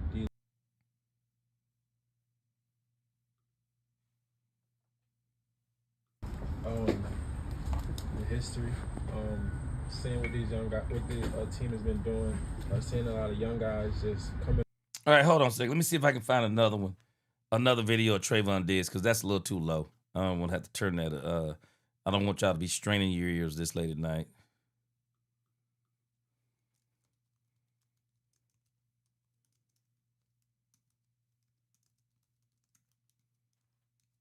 Yeah, Seahawks are desperate right now for a defensive back. They really are.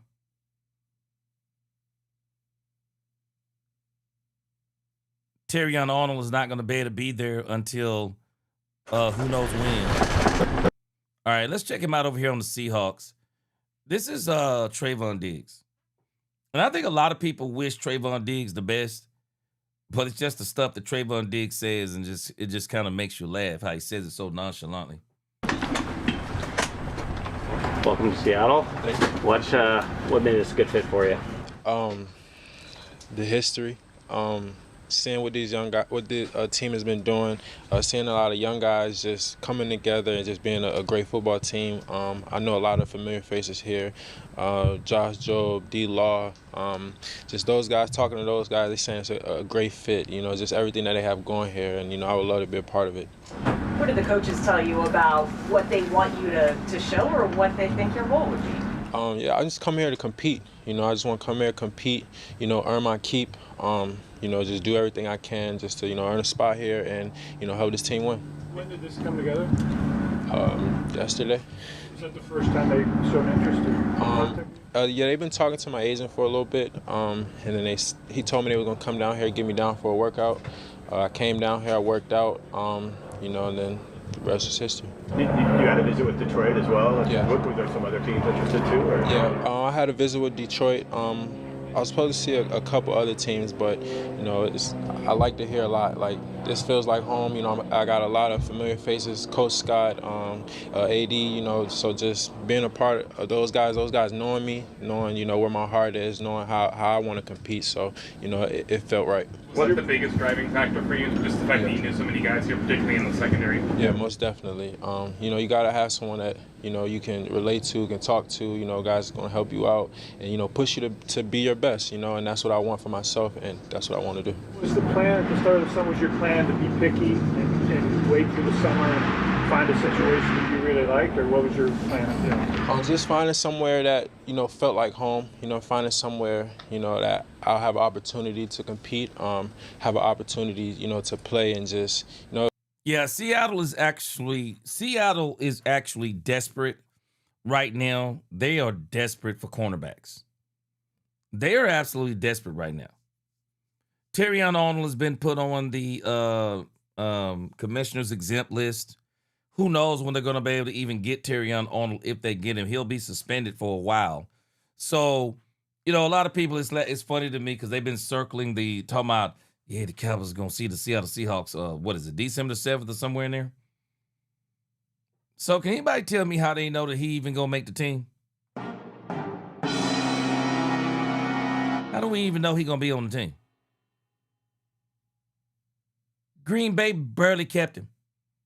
How do we know he even going to be on the team by the time we play him? I mean, I hope Diggs the best, but I don't know, man. I don't know. I mean, we've seen some things. I mean, even what we saw in Green Bay, even just that little bit of window, they were like, no, we don't know. They said no. If it felt right, you know, that's what I want to do more than to make the right decision for me. What do you feel like your strengths are as a corner, and where are some places that you're wanting to improve? My strengths as a corner, I got great ball skills. You know, I have a great knack for the ball, just understanding, you know, offenses, understanding routes, understanding, you know, what receivers want to do. You know, I think that's my strongest abilities. Do you feel like the defense that they play here, and, you know, I do think he has ball skills, but the other part I'm not sure on. Having some familiarity with Carl and Josh from college and having them here, how does it translate for what you're doing here? It's a lot of similarities. Just talking to Josh, you know, earlier today, he was telling us a lot of similarities. You know, he said he's going to help me out. Ray Appliance, that's what got him was the injuries. He was never the same after the injuries.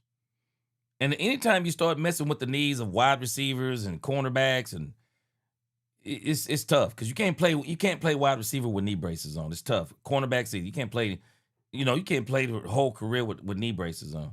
You know, get the playbook down. You know, I'm gonna be in my playbook every day just to get the whole defense down, and you know, just being able to give myself a chance, give myself an opportunity to come out here and compete, and you know, help win. And do you feel like you're fully healthy? You know, you're fully recovered? Most definitely. It's my first off season that I've been able to just not rehab and actually do off-season training. So, you know, a lot of trainers put the work in, helped me put the work in to get to where I'm at today. You know, I'm truly thankful for that. And, you know, it's a blessing from God, honestly, just to be able to, you know, come out here again. What are you looking to show? Obviously, you had a tough run of injuries there. Now that you are healthy, like you say, what are you looking to show here? I'm looking to show that I'm still the best. You know, I'm looking to show that. Boy, y'all remember that statement right there. That's the statement that's kind of got everybody. I'm still the best. I don't remember Trayvon Diggs being the best. I mean, I remember him being good. I remember him being the best. I mean, I guess you got to think you're the best, but I don't know if anybody's ever said he was the best. I just want to win, you know, be there for my teammates, be a great teammate, you know, and be a great player. Knowing Job and D-Law, what's it mean having them as teammates? It's really good, you know. Like I said, just having someone that you're familiar with or that you can talk to, you know, ask questions with. Now, Diggs has got to understand something. That isn't the same team from last year. They've lost some pieces. That isn't the same team. So we're going to see what they're going to be. I don't think they're going to the Super Bowl again. Everybody sees them coming now. I don't think they're going to the Super Bowl again. Everybody's going to be ready for Sam Darnold. They let go of their superstar running back. The other running back is great too, but I mean that guy was crazy. What was his name? Frank Lawrence or something? I don't know. I can't remember his name, but they've lost some players. They're not the same team. So I know he might be thinking, yeah, I'm going over to Seattle, I'm going to win the Super Bowl. Bro, DeMarcus Lawrence is talking about return after this season. DeMarcus Lawrence is going to basically get 1 more year of checks, and he's going to walk off into the sunset, and he's not walking off with back-to-back Super Bowls. It ain't happening. It helps out a lot.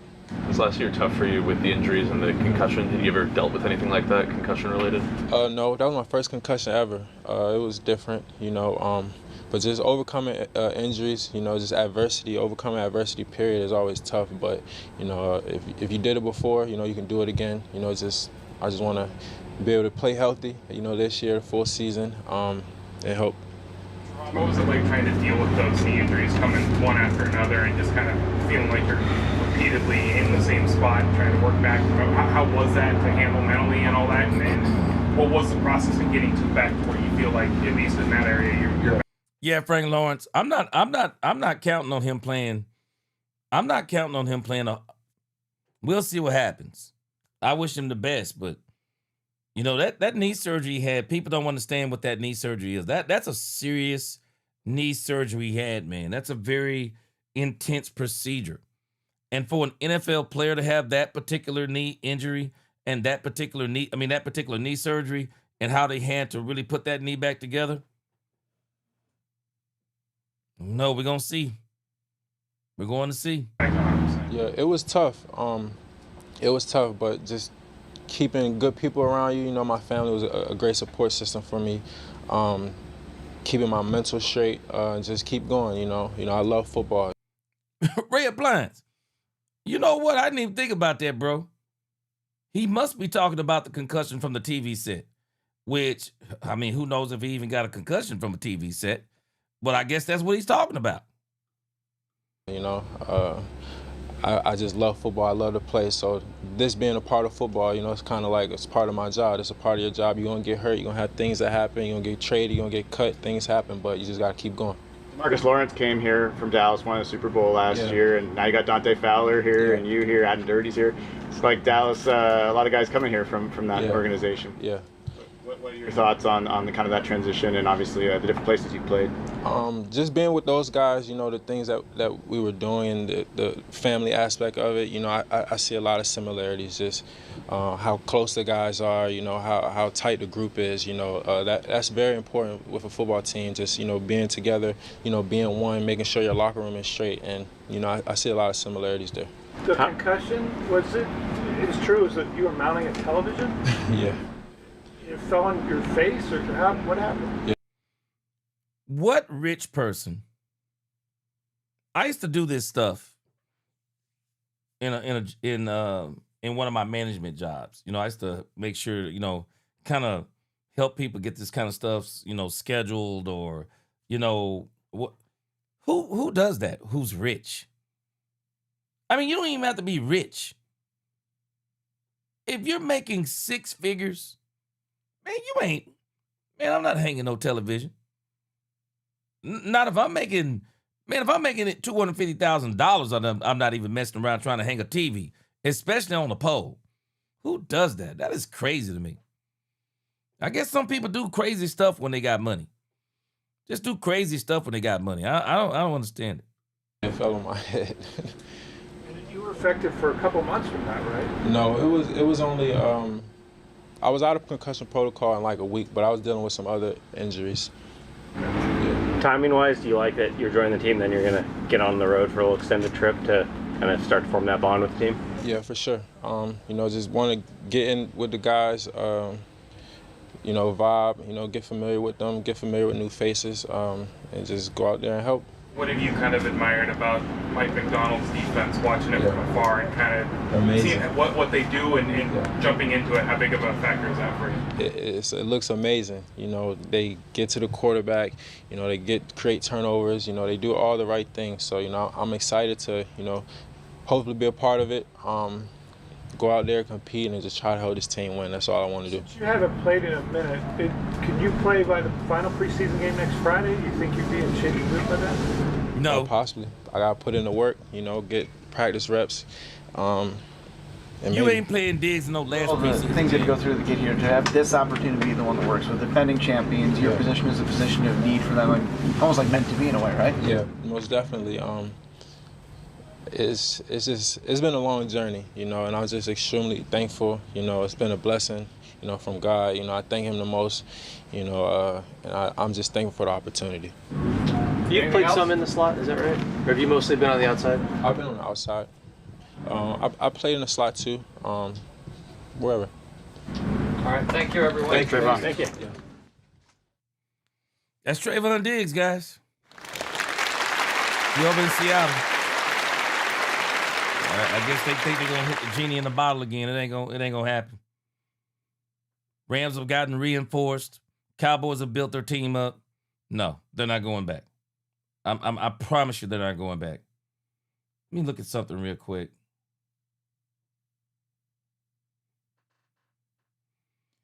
Because, let me see, something I want to look up about the Seattle Seahawks defense. See,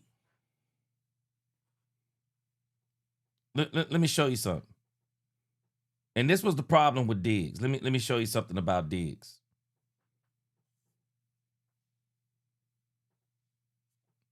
And this is my problem with Diggs. Let me show you something. And I don't necessarily have a problem with Diggs, but let me show you the issue with Diggs.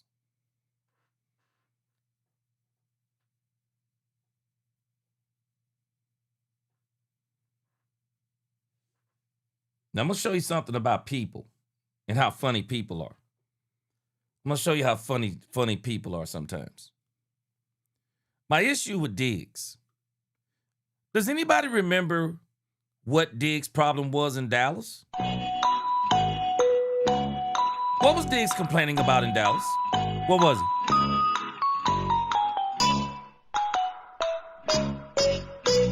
What was Diggs' complaint?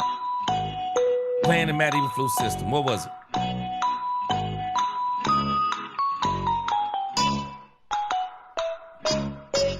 Anybody remember what the problem was? Because I can tell you what the problem was without even looking it up. Anybody remember what was Trayvon Diggs' problem playing in the Matt Eberflus system? And we know the Matt Eberflus system wasn't great. But what was his major complaint? What was he complaining to the media about? Anybody remember that? He was complaining to the media. And there were people who loved Trayvon Diggs. They were singing Trayvon Diggs. Oh, how you gonna have a man corner playing in zone? He's a man corner. He a man corner. He a man corner. And I was saying, well, if you're good, you should be able to play man in zone. He a man corner. He should be playing man. You know, it's funny to me he goes to the Seattle Seahawks. It's amazing to me that he goes to the Seattle Seahawks. He said it felt like family when he went. My problem is, but did he look at the scheme? Did he look at the scheme? Anybody want to know what defensive scheme the Seattle Seahawks run?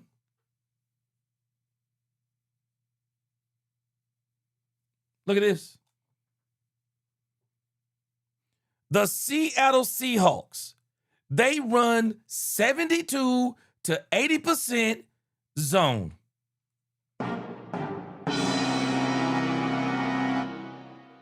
You see how people are? It's amazing, isn't it? It's amazing. You complain about a team playing zone, only to go to a team that plays zone. Now, I got news for us. Let's look at this. What is their scheme?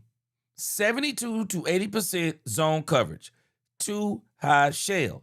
Frequently uses the middle of the field. Too high safety. Looks on over 80% of the snaps to cap passing lanes and limit explosive plays. Low blitz rate. Relies on a strong front four and simulated pressure stunts rather than heavy blitzing, keeping defenders back in zone assignments. Disguise coverages. Routinely mix up post-snap assignments out of similar pre-snap zone looks to keep quarterbacks guessing. So you go from a system that you hated to a system that you hate. Let me tell you something.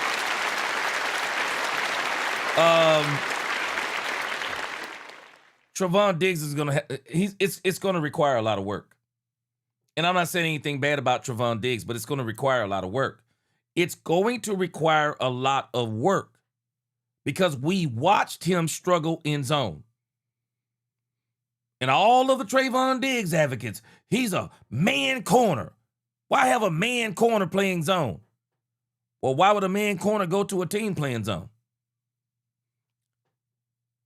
Man-to-man coverage.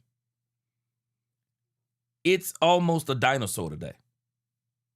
It really is. It's becoming a dinosaur. If you can't play in zone, you're not going to make it in this league. You have to be able to play zone and man when you're called upon. And you're going to play way more zone than man. You're going to play way more zone than man in this league. Diggs is almost a dinosaur, man. He really is. So understand, Seattle's desperate. Bottom line, they're desperate.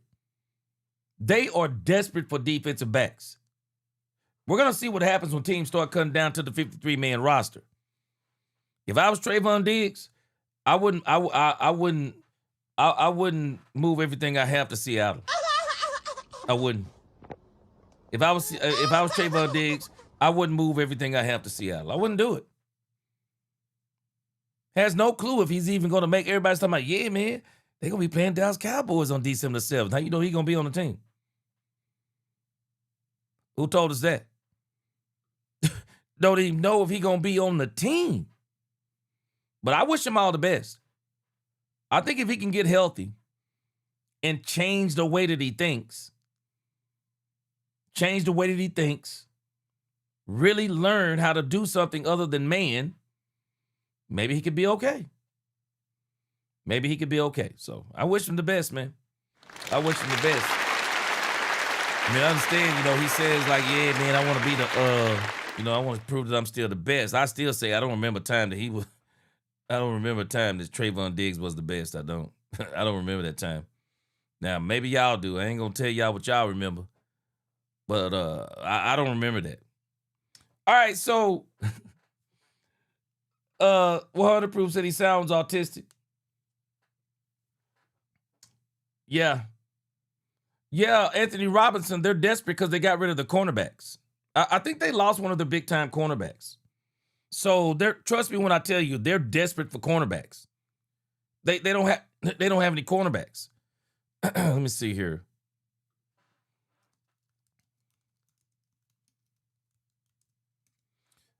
Let me see here. Yeah. Anthony Robinson. This is not the same team. And this is why I know they're not going to repeat. They're not repeating. Trust me when I tell you. Look at who they lost. Anthony Robinson. They're toast, bro. Okay, so the running back, I said Frank Lawrence. Did I say Frank Lawrence? I was thinking about Frank Lawrence in the chat. I'm sorry. I must have been looking at Frank Lawrence's name. I'm sorry about that. So they lost Kenneth Walker III. They lost their safety, Kobe Bryant. They lost their linebacker, Boye Mafe. They lost their cornerback, Rick Woolen. That's the big deal. They lost Rick Woolen and they lost Kobe Bryant. And then, of course, they lost a wide receiver in Derek Young. But, yeah, they lost some major pieces off that defense. And, you know, people don't think that Kenneth Walker ain't no loss either because he is. Yeah, he's a loss. He's absolutely a loss. And Rick Woolen is a huge loss. And they're not replacing Rick Woolen. Trust me. You're not replacing Rick Woolen with Trayvon Diggs, bro. They're not even in the same class, bro. They're not even in the same class. So that's the issue. Yeah, that's the issue. They're desperate. That's what I mean when I say they desperate. Yeah, the Super Bowl champs are desperate. They don't have the squad that they had before. I don't think they have a repeat squad. I don't think they have a repeat squad. I think the Cowboys and the Rams are much improved. They don't have the repeat squad that they're going to need to pull off, I believe, what they're trying to pull off. But you know how it is, man. You get one Super Bowl, man, you can ride one Super Bowl for 10 years. I mean, bottom line, man, you can ride one Super Bowl for 10 years. People are always going to remember you as a Super Bowl winner.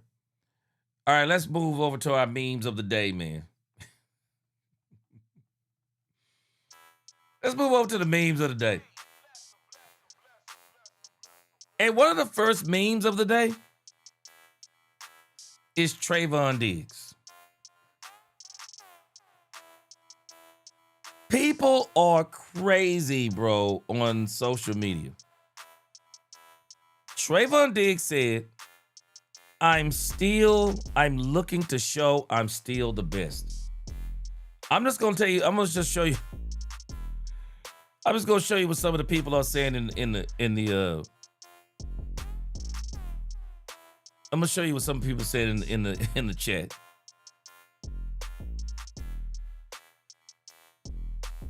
This is 5X Cowboys.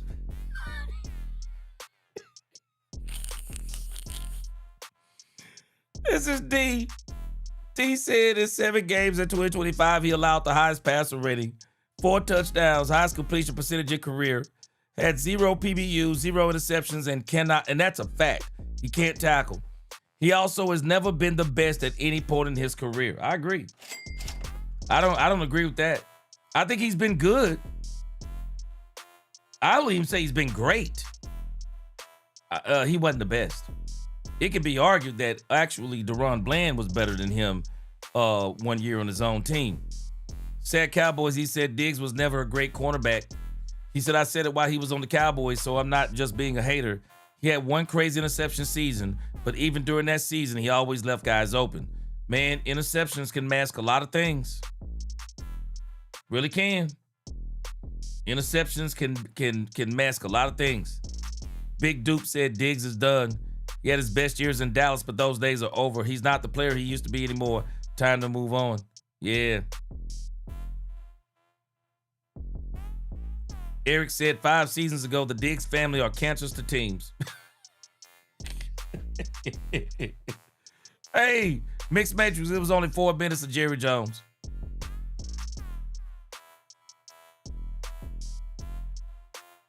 This is somebody talking about Trayvon Diggs. They use the shake their head emoji.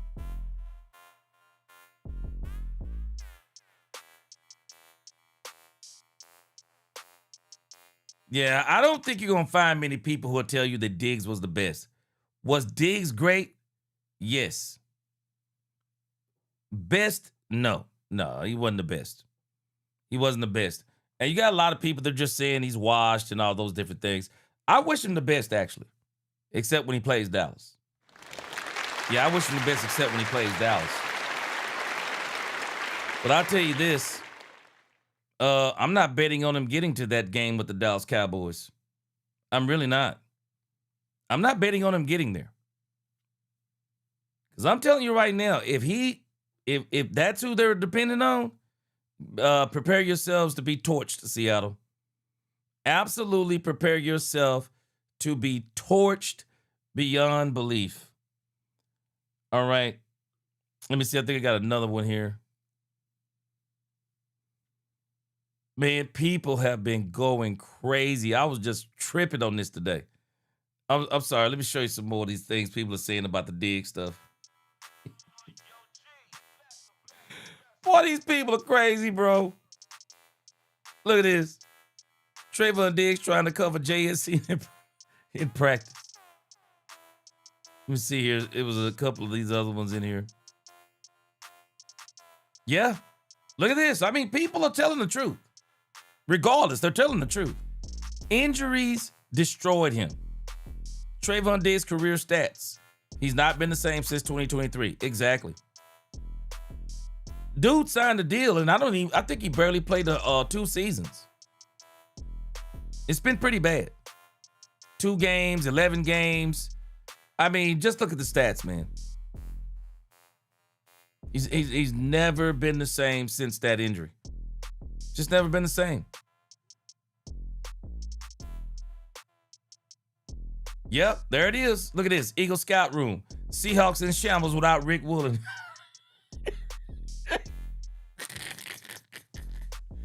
Oh, my gosh. Somebody says how Mike McDonald will have Trayvon Diggs playing for the Seahawks. Stop the cap. Stop the cap. And then, of course, you got people showing Trayvon Diggs getting toasted. Oh, no, that's in interception days. That's Chuck Nichols. Yeah, that's when Diggs was crazy right there, though. That's when he was crazy. I don't even understand this meme. I don't understand. Oh, Trayvon, was he supposed to be Adrian Peterson when he come back? I don't even understand that. Hey, don't y'all worry, bro. Y'all not getting another Super Bowl in the next few years. It ain't happening. You got a great coach. You're just not getting another Super Bowl at this point in time. All right, so that was Trayvon Diggs, man. People had me rolling on that thing with Trayvon Diggs. All right, let's see here.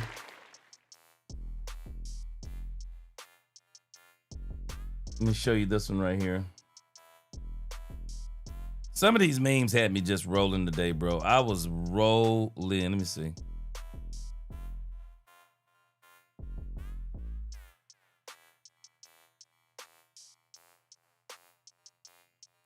Some of these I can't help but laugh because some of them they be hating on the Cowboys. Look at this meme that somebody made for the Cowboys. This is crazy work, bro. Look at this. People are straight up haters, bro. Have y'all ever seen this right here? This is a meme they made about Dak Prescott. Look at this. I didn't catch on to this until I saw it just now. It says new flavor out now. Not your year. People are crazy.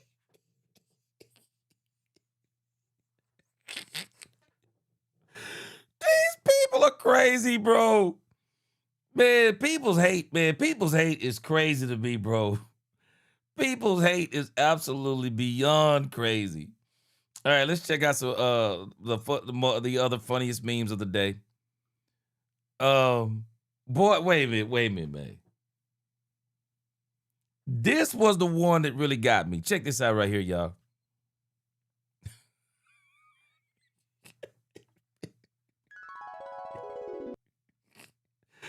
Boy, this one right here got me, y'all. This one got me right here. said breaking news. He says Packers multiple time Pro Bowl edge Michael Parsons has requested a trade to the Seattle Seahawks.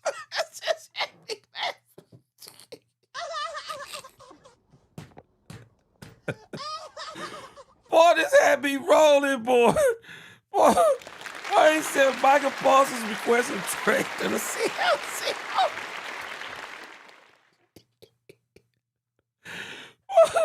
Boy, I couldn't stop laughing when I saw this, man. Boy, I couldn't stop laughing when I saw this one, boy. They said this man has requested a trade to the Seattle Seahawks, bro. Man, I give up, boy. These people are crazy with these memes, man. All right, let's go to another one. Let's see. What was the other one I got today? I didn't get that many today. Let me see here. Let me see. What's the other one I got here? Hold on a second.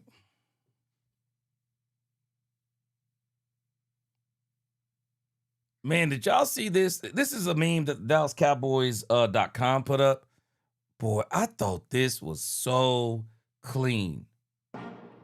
Check this out right here, man. This is so clean. Have y'all seen this? Man, this is clean. George Pickens. It's been an out of this world training camp. That is clean right there. He is an alien. They got him with a spacesuit on. No, he's an alien. He's an alien, bro.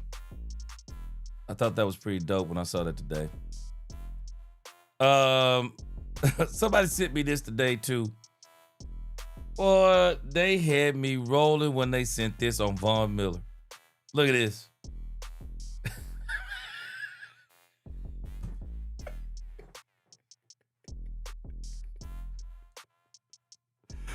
I'm sorry, bro. I couldn't help it. It's so...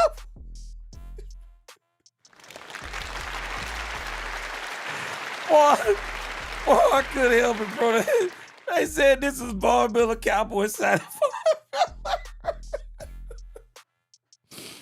Boy, these people are crazy, boy. These people are crazy. This was by Curtis Ellis over here on X. That was by Curtis Ellis, man. Shout out to Curtis Ellis, man. It says, gee, this right here, bro. Crazy. Why these people crazy, bro? Why these people crazy? All right, let me see. They got a couple more here. This other one, we're gonna get a copyright strike on it, but we'll delete it after the show tonight. But I gotta let y'all see this other one, man. I gotta let y'all see this one. And it's actually against the Cowboys, but I couldn't help it. It was so funny. All right, this is Cowboy Keist. This is Cowboy Keist right here. Check this out. Cowboy Keist. Look at the caption. CeeDee Lamb and George Pickens taking turns on Trayvon Diggs in week 13.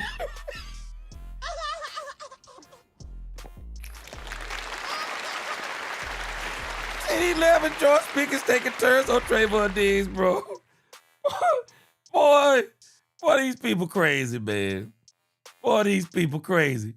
Mike said he won't be there by week 13.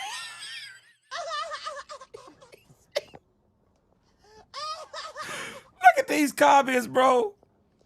Somebody said, dude ain't making it to week 13. He'll get exposed long before that, boy.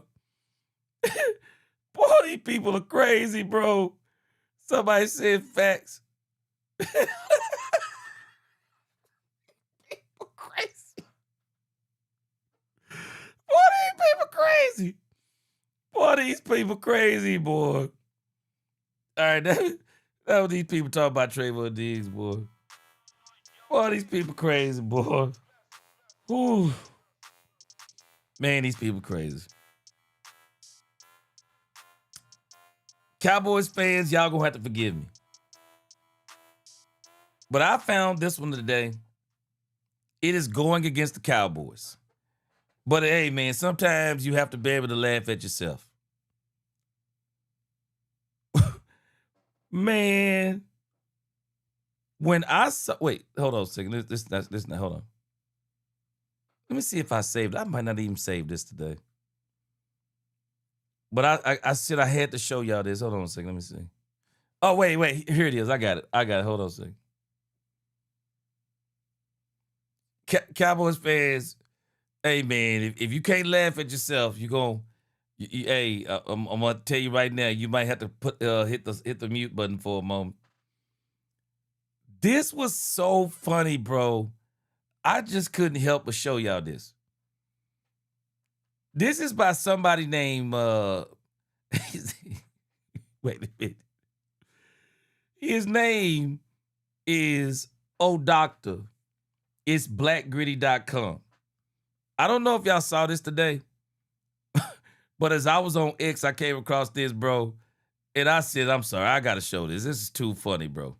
Check this out. That's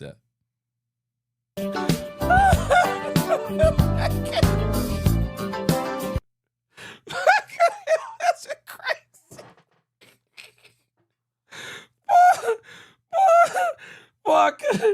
Boy, I couldn't help it when I saw this, bro. I'm sorry, boy. Y'all know I love the Cowboys. Boy, when I saw that right there. Boy, the links that people would go to the hates, boy. Boy, the links that people would go to. boy, the links that people would go to hate, boy. Oh, my gosh, boy. I saw that today, boy. I couldn't help but laugh, bro. I said I got to show Cowboys Nation this, bro. boy, I got to show Cowboys Nation this, boy. Boy, that right there is motivation, man. That's motivation if that was me, but that's crazy right there, boy.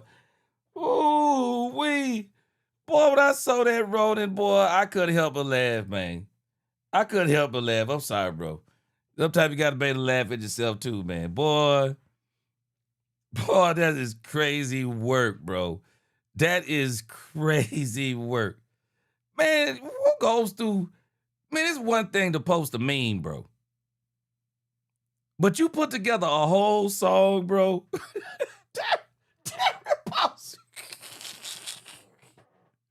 Derek Posey. That's crazy. Derek Posey, boy, that's crazy, ain't it, bro? Boy, I couldn't help but laugh when I saw that, boy. I couldn't help but laugh when I saw that, boy. That's so crazy. Who does this, bro? Who goes this far to make fun of a team, man? Who goes this far, bro? I'm going to get a copyright on that, but I can just cut it out. So, what up, Brian Worley? Boy, I'm sorry, Brian Worley. That was too funny, boy. Man, I couldn't help it, bro. Boy, who does these types of things, man? Who does these type of things? I feel bad for him because, he's saying that it ain't the Cowboys' year, but I can tell you this, it definitely ain't their year. They are on the decline. Old school, boy, that was funny, boy.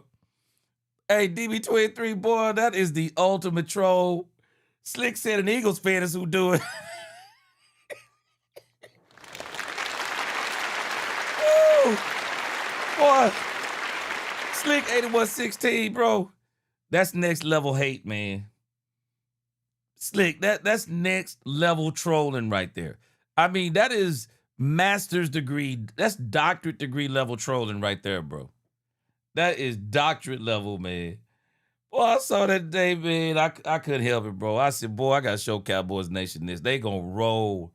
They are going to roll on this, bro. They going to roll on this. I need to send it over to AOC. See what he say about it, boy. This is funny. It's all get out right here, man. Funny is all get out. Boy, Roddy, you ain't lying, man. Living rent-free in the Eagles' heads. At least they have a great sense of humor. Yeah, man. And we have a great sense of humor too, because we got a very good football team over here. And I got a feeling that we're gonna sweep the Eagles this year. I really do. And the reason why I think we're gonna sweep the Eagles this year is because we got Christian Parker. And I think he's gonna help Brian Schottenheimer. I believe he's gonna help Brian Schottenheimer dismantle that defense. I think he's gonna help him dismantle that defense. Probably even help him. I would say on some of the play calls, but they got a new offensive coordinator. But he will be able to help the Cowboys with a lot of the weaknesses of one Jalen Hurts, things of that nature. So it's going to be great. Okay, Miss Major, you said me one of them had to bleep it. Okay, I'll put it in. I may have to put it on in edit it first. Let me see. Was it against the Cowboys? Let me see real quick. Boy, they had, man, I'm telling you, this thing had me rolling. Yeah, Slick, I think he's going to give us all of the secrets. I really do. I really do. What up, Newhouse fam? We've been over here clowning today. We about to get out of here, man. Be over here clowning no Cowboys After Dark. Rewind that song that one of them Eagles haters put out, bro. It is absolutely hilarious, bro. I'm gonna have to go back and cut it off. I'm gonna have to go back and cut it off, cut it back out later on. But boy, that thing is crazy when I saw that today. Hold on, let me see if Miss Matrix came through yet. I don't see it. I may have to check in my spam. Hey, what's going on, Dreamy? Hey, we already talked about that early on. I don't know what we're gonna do about our tackles, but I already said last week, Dream. I already thought that Malik Davis was gonna be our. I already thought he was gonna be our running back too. That's not what Jaden Blue is. I never thought he was the running back too. I think he's his own thing. I think you got to put together a certain kind of package with screens and sweeps and getting him in space, get him on the perimeter. And let him rock, let him rock, let him do his thing. So, yeah, Davis should be the number 2 running back with the way Schotty wants to run. Yeah, with the way Schotty wants to run, he needs to be the number 2. All right, man. Boy, I appreciate y'all rocking with me, man. Yeah, we had a great time tonight. We got through all of those pretty much tonight, all of those subject matters. Even added a couple of extra things in there. But nevertheless, man, had a great time. 3.5 hours of Cowboys content. We took it into overtime tonight.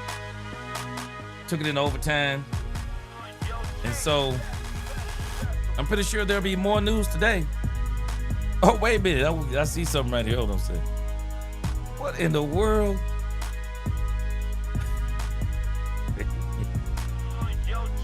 Boy, what in the world? Let's say, wait. Tailgate, the Dallas Cowboys diss track. Wait, hold on a second.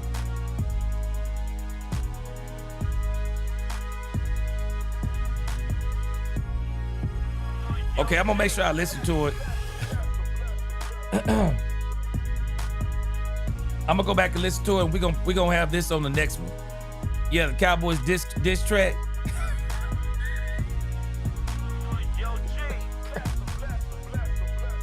Oh, this is crazy. Boy, people be going left, man. They go to the extra mile to hate, man. They go the extra mile to hate. Okay, I got it, Miss Matrix. I'm gonna go back and listen to it and see if I can edit it before I put it up on the next show. Oh, this is crazy. All right, man, I appreciate y'all rocking with me. I'm gonna go and try to get me some sleep because I gotta get back and do this all over again. So I'll be seeing y'all. I'll be dropping videos today from the previous lives, some of the things that maybe you even missed. I'll be dropping some of those things, and we'll be back tomorrow. And we're gonna come early tomorrow. We'll come early tomorrow. And I'm gonna see. I may be doing Cowboys After Dark again on Friday because I'm gonna pick 4 days a week to do it. So I know Sunday, Monday, Thursday, and so I may even try to fit Friday in.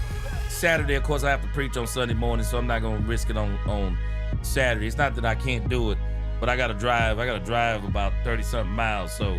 You know, I don't want to go into dreamland while I'm driving and wake up in heaven. You know what I'm saying? I don't want to wake up in heaven. But, yeah, we're going to do at least, we'll probably start out with 3. But once the season starts, we're going to go 4 Cowboys After Dark per week. Man, we about to turn up. Let's Talk Cowboys for the 2026 season, man. We going all in. I appreciate y'all rocking with me, man. Until the next time, DC4L. God bless. Let's Talk Cowboys and we talk facts. Peace.